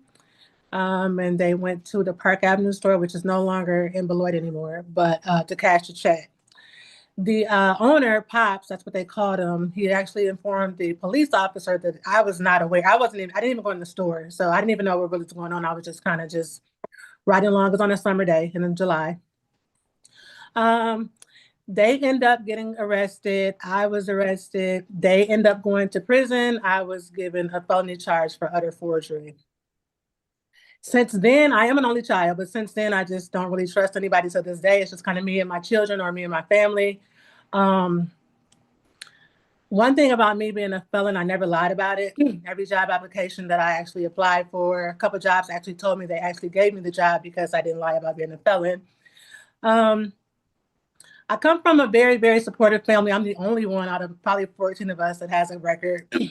To be honest, if I had to do it all over again, I would, because jail actually made me look at myself for who I am. I did 90 days in Rock County Jail. Once I got out, I did 2 years of paper. My probation officer actually let me out a year earlier than I was supposed to. Jail is not for me. I knew when I went, I was never going to come back. I haven't been back since 98. The reason I would like a pardon, because I work for Nestle Purina in Jefferson, Wisconsin. I've been there for 3 years. I started off as just a regular operator. I got promoted to a line lead, and they actually wanted me to be like a production assistant. But being that I have a felony, I was denied the promotion and to be sent to school. So I'm just here to see if I can get a pardon. Thank you, Ms. Evans. We'll open it for questions. Cindy. Yeah, I have two questions.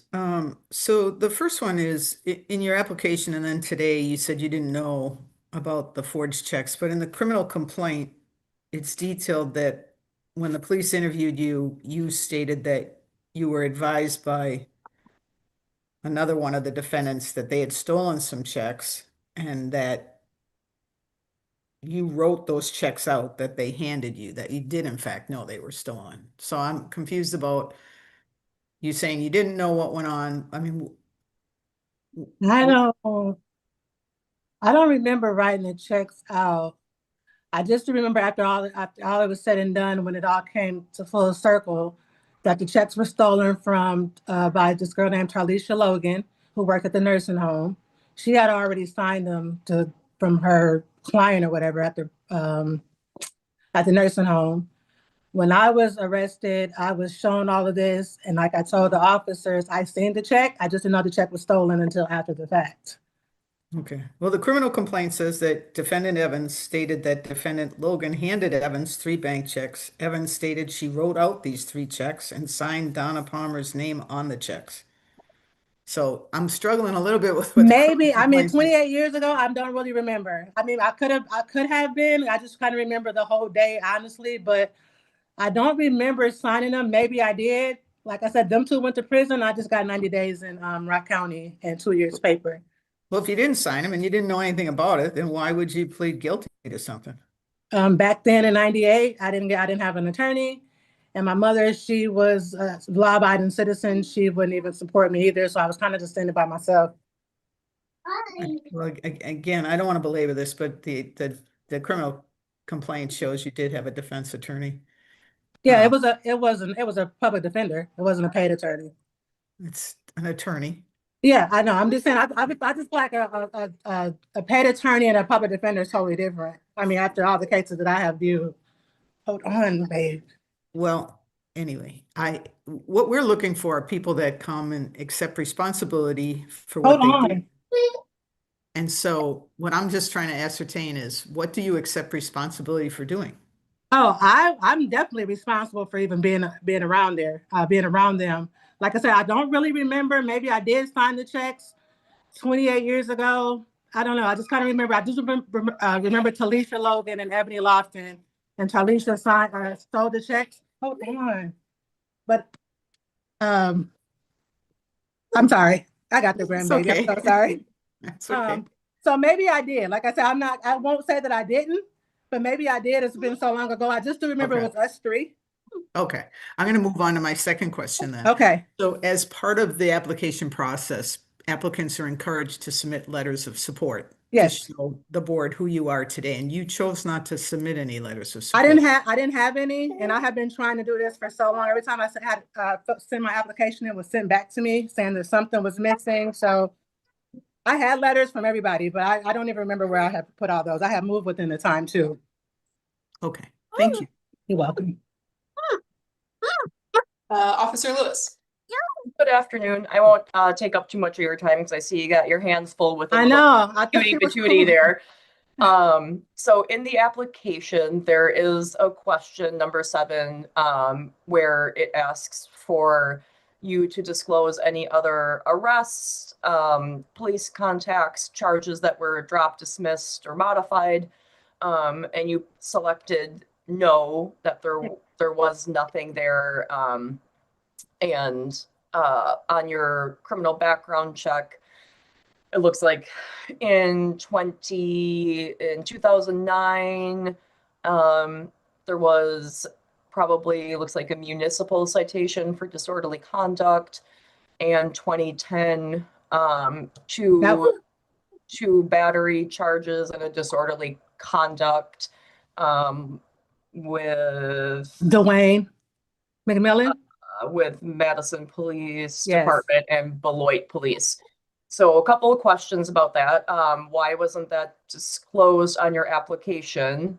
Because I was told when I went to court in Madison, if I would say, if I had no contact with them for, I think it was like 6 to 9 months, they would drop it. So I didn't have any contact with him. He was actually sentenced to prison at the time. Mm-hmm. So Okay. yeah, I haven't had any contact with him. Okay.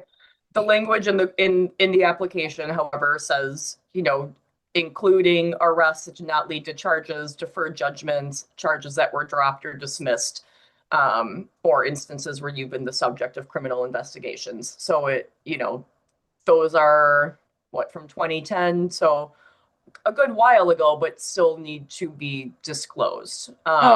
Like I said, I thought when I went to court for that, the judge told me if I didn't have any contact with him, that they would drop it. I did go back to court for that, and it was dropped. So I didn't think it's not even listed on my CCAP, to be honest. So what happened around that time? What was going on? He jumped on me. I was going to hair school in Madison at Empire. I had pepper sprayed him in his face. He tried to actually take my clothes off. And when they came to arrest me, it took me to the police department. When the 2 officers, the women officer took my clothes off, they seen all the marks on me. So then they said that, okay, that's not the way we thought it was. And that's when I went to court, the judge told me he would drop it if I would just, not have contact with him. Okay, thank you, ma'am. Yep. Other questions from the board? Ms. Evans, just one for me, because I don't think we covered this. It looks like you were ordered to pay restitution for the checks that you wrote or were involved with writing. And according to our records, at the time of your release, there was still about $1,600 due in restitution. Have you paid that? Oh, that's been paid. That's the only reason I was able to get off of probation early. You paid that? Yes. Okay. Anything else from the board? All right. Thank you, Ms. Evans. Appreciate your time and hope you enjoy your weekend. Thank you. You too. Thank you. Okay, Mr. Russell, looks like we have you now. We're ready to hear from you. All right. Thank you. First off, I'd like to thank everyone involved in this process for being here today to put a face with a name and to hear my story. I know looking at my record, you see poor decisions that I have made, and based on statistics, odds, and each of your past experiences, that's all you've had to go on to make your recommendation. But now meeting me, you can use your intuition as well as the facts to make an informed decision. I know this attempt is a good choice, no matter which way it goes. You've all read my application, so I'll try not to muddy my words by repeating myself. All right. Let's go back to August of 1993. Initially, I was going to tell you what led up to that day, but I know that would just be blaming others for my decisions, my parents, people I hung out with, etc. Basically, in passing, I saw a dirt bike that was leaning up against someone's garage. I came back later in the middle of the night and I stole it. I sat 30 days in jail and 2 years on probation. During that time, my probation officer stated that my mother was a negative influence and removed me from the home. She then placed me in a halfway house with ex-cons that were being transitioned back into society. It gave me some good stories and it helped me with my attendance at school. I later got my HSED. Since then, I've maintained employment, been married twice, and had 3 beautiful children, not to mention a 4th that is my adopted-ish son. I have had primary placement of all of my children most of their lives, never with any messy divorces or child support issues. Much like the rest, I take full responsibility for those decisions. Also, to add to my journey since submitting my application, I've begun my process of obtaining my PPL. My instructor has stated that having this off my record would be beneficial with future inquiries. That's a private pilot's license. I know in regards to community involvement, I put not applicable other than my attempt for Habitat for Humanity. I've now come to find out that being a felon isn't an issue, and it may have just been that particular project that warranted me not being able to participate. I was recently told that aside from raising children to be decent, productive members of society, that my restoring the infrastructure of that society to include schools, hospitals, churches, etc., is giving back to the community as well. And the question in regards to why I feel I should get a pardon, I feel I've paid my dues, I've learned my lesson, and I will never repeat. It's been over 32 years, and I've had some bumps in the road, my OWIs, as I'm sure you've seen, but they were all lessons I needed to learn from. I can't always learn from other people's mistakes. All I can do is continue to be continue with my sobriety and steer my ship into the wind. I've grown into a person with a strong moral code, and I believe a man is only as good as his word. I entrust that my reference letters validate what I've said here today, and have any questions? Thank you, Mr. Russell. Board members, any questions? Cindy. Good afternoon, Mr. Russell. Congratulations on your sobriety. I think in your application it was 12 years, maybe it's 13 now. Yeah, it's almost 14. It's been a while since we submitted this. I know. Sorry. So we have to update in our heads people's Right. ages. And still active in AA? Not super active, but still sober and still with the program, yes. About 2-3 years ago, I became a single parent again, and I'm going to use that as an excuse as to why I don't make time to attend my meetings. But I'm still interact with my sponsor and whatnot on a regular basis. Good. Okay. Thank you. Mm-hmm. Other questions from the board? Judge Gremmers. Good afternoon, sir. A couple of questions. Looks Yes. like 1997, there was a disorderly conduct domestic abuse situation. Yes. What happened there? At that time, that's shortly after my son was born, my girlfriend and I had an argument, and she decided she was going to throw everything in the apartment she possibly could at me.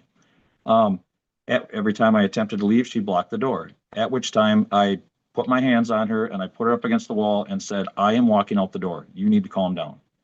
And the neighbor had called the police, and they instructed me and her that one of us with a domestic, somebody has to get arrested and be hauled away, and that person was me. I didn't hit her or anything else other than that. It was just an argument, and that's what it was. All right. In 2012, it looks like you had a money judgment against you in Waukesha County for $16,000. Is that right? 2012, a money judgment. Yeah. I have to think about that. Do you owe I don't know. somebody $16,000? Not that I'm aware of. Sometimes these records are not accurate, but okay. And then 2012, two different counts of OWI, a second and a third. Correct. You cut out. What was that? And you had those two convictions in Waukesha for OWI Correct. second and third, and then it's since then that you've been sober? Yes. Okay. And the money judgment thing wasn't related to either of those drunk drivings? Did you have an accident or anything? No, no accidents. Okay. All right. Thank you. Mm-hmm. Other questions from the board? Okay, thank you, Mr. Russell. Appreciate your time, and I hope you enjoy the rest of your Friday. All right. Thank you for taking the time.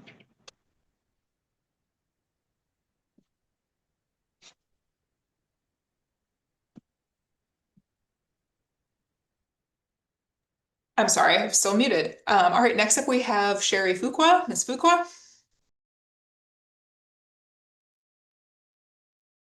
Good afternoon, board, and thank you for your time. The case that's before you guys is it just really saddens me to even just read it. It is just a little more than this. Well, in February of 1993, I was arrested and charged with a forgery and a party to a crime, and I was sentenced to 4 years in prison. After serving my time in prison, I was actually released to the Horizon House, undergoing drug rehabilitation. And the incident was related to my heroin addiction, which for over 30-something years I've been clean. Upon release from the program, from the Horizon House, they actually hired me as a den mother. So I worked for the Horizon House, working with incarcerated individuals for a few years, which I just really enjoyed. That's when I just really tapped into my community and working within the community. And for like a little over 18 years, I was employed at Steinhoffels.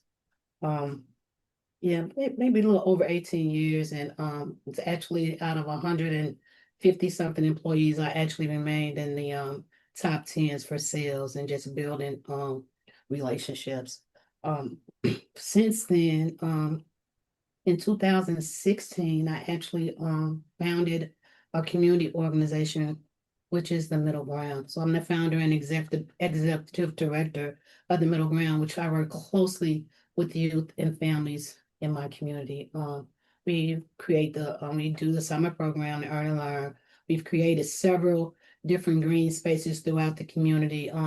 We just actually launched our after-school program and getting really into agriculture, where we're growing our own food in the gardens and the orchards that we create, and also hydroponically. The reason my life is just of service.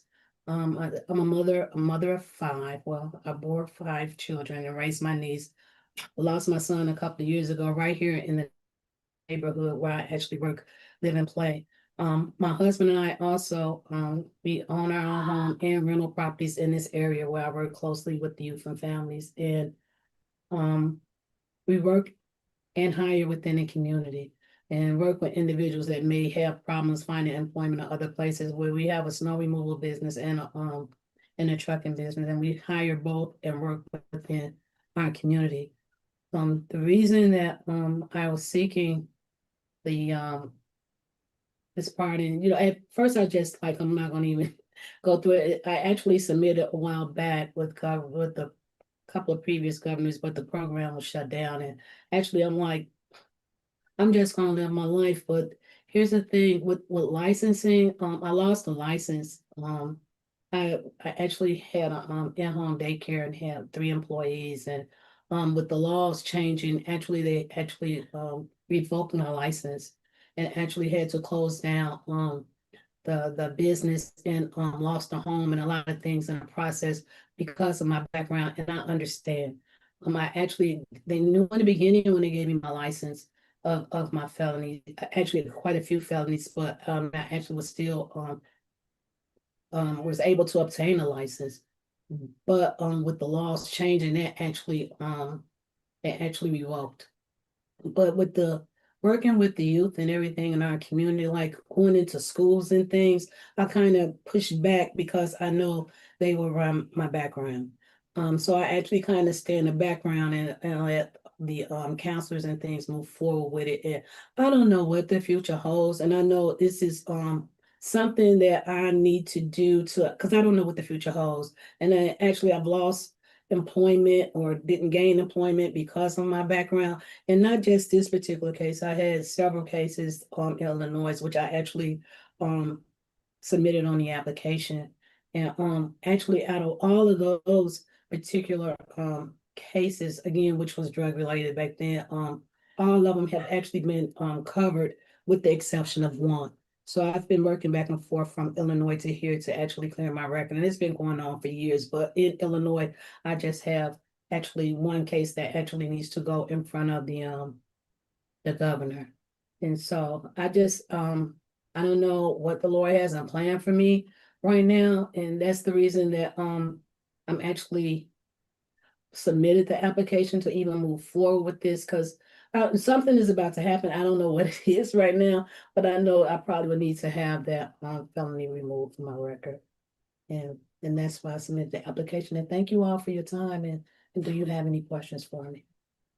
Thank you, Mr. Fuqua. Ms. Fuqua, questions to the board? Judge Kremers? So first, good afternoon, ma'am. Can you tell me what is the charge or the conviction in Illinois that you're trying to have pardoned? Actually, it was a violation of probation. While I was out on probation, I had caught another a theft. It was a theft case. And while I was on probation, I caught it. And so the judge went covered. She said I had to go to see the governor because of that, because I was on probation. And all of these were actually prior to the to my conviction in 1993. But the Illinois one, is that a misdemeanor? Yes. And then my second question is, it looks like according to our records, that you still owe about $2,400 or $2,300 in restitution for this case, for the felony case. Is that correct? In the Wisconsin case? Yes. No, sir. Everything was paid off before I was actually completed my probation. Way before I completed my probation. Okay, thank you. No problem. Thank you. Reverend Hancock? Ms. Fuqua, you have 2 very strong letters of support from faculty members at UW of Milwaukee and about your work with them and how grateful they are for you helping their students. Can you talk about that relationship? I don't know which letter you're. Okay. Well, one was from Professor Sen. Oh, yes. Our organization works closely with UWM, with MSOE, with quite a few of the educational places here in Milwaukee. I'm sorry, I'm a little nervous. Yeah, they actually come into we welcome them into our space, and they actually just help us to take our community to a whole nother level. The spaces that we have committed, that we've actually created, and working with the youth, and just being an open space for a safe space and an educational space for the youth, it really makes a difference. We actually just created, we had an orchard, we created an urban orchard maybe 10 years ago, but a couple of years ago we expanded on it. So we have a orchard with over 40 something fruit trees. We've created a garden with intergenerational, where the youth are working with the older population, and we're growing our own food, and actually just exposing the youth to different avenues. It actually just, it's taking our community to a whole different level. It's beautiful. It's a beautiful thing, and that really warms my heart. And they constantly come back. Right now, we're working on the summer program with Dr. Sin. Yes. Good. Thank you. Any other questions from the board? All right, thank you, Ms. Bucco. I think that covers it. Appreciate your time, and I hope you enjoy your weekend. You do the same, and thank you all for your time. Thank you. Thank you. Our last applicant this afternoon is Cupid Williams.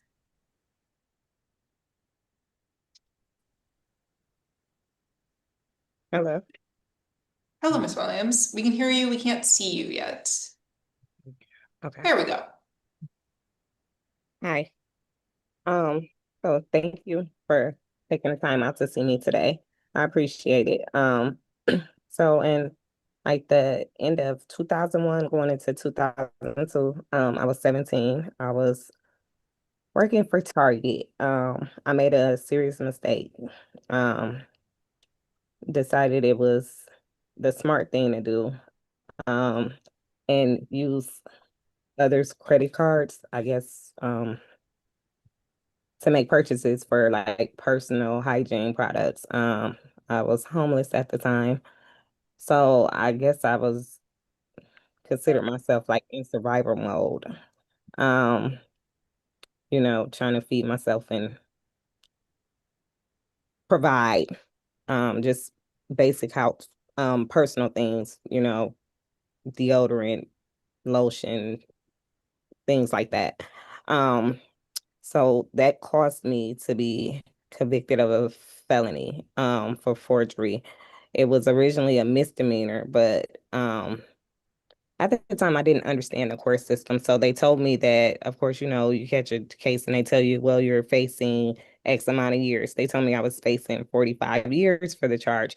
So on my sentencing date, I didn't return. And when I did get arrested again, I was shoplifting inside of a Marshall Fields, and I went back to jail. And at that time, we had a new DA, and the DA wanted it to be a felony. So I became a felon, and I was sentenced to 3 years of probation, which I completed. At that age, I lacked maturity guidance. I didn't have anybody, and I didn't fully understand the consequences of my actions that they would have on the people that I had taken from and myself. And that's basically what happened. And during that time, I got off of probation. I think I was 21. And since then, I had went back to school. I obtained my GED. I've just spent the last 2 decades rebuilding my life with attention and purpose. I have worked hard. I maintained steady employment. I work in healthcare. I am a CNA. And I'm currently in school for nursing. And I've created opportunities through entrepreneurship. I teach CBRF classes. So I train people to work in healthcare facilities, like assisted livings and CBRFs. I am a mother of one. She just turned 18. She's a senior in high school, and I just take my mistakes from that I made during that time and try to make sure that she doesn't make those same mistakes and that she has the support she needs, and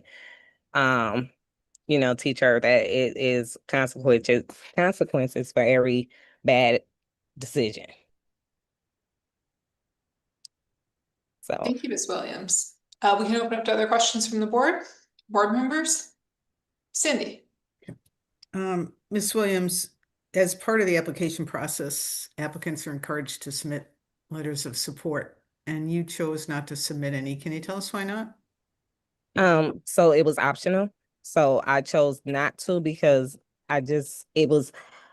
no one but my grandma, who recently passed, knew that I even submitted the application for pardon. I just left my faith in God and just chose to keep it to myself. So I didn't reach out to anyone for letters of support. A lot of people don't even know that, I have a felony or the things I went through in life. So I just kept it between myself and God. Okay, thank you. Other questions from the board? Officer Lewis? Good afternoon. Welcome. So in 2005, it looks like there was I'm sorry, my dog unplugged my laptop. Oh. I gotta plug it up. I got 1%. I'm so sorry.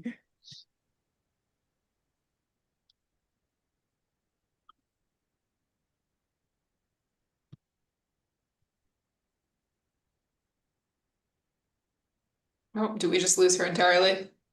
I think we did, yeah. The plug-in to the laptop was apparently very vital. We'll just give her another minute to reconnect.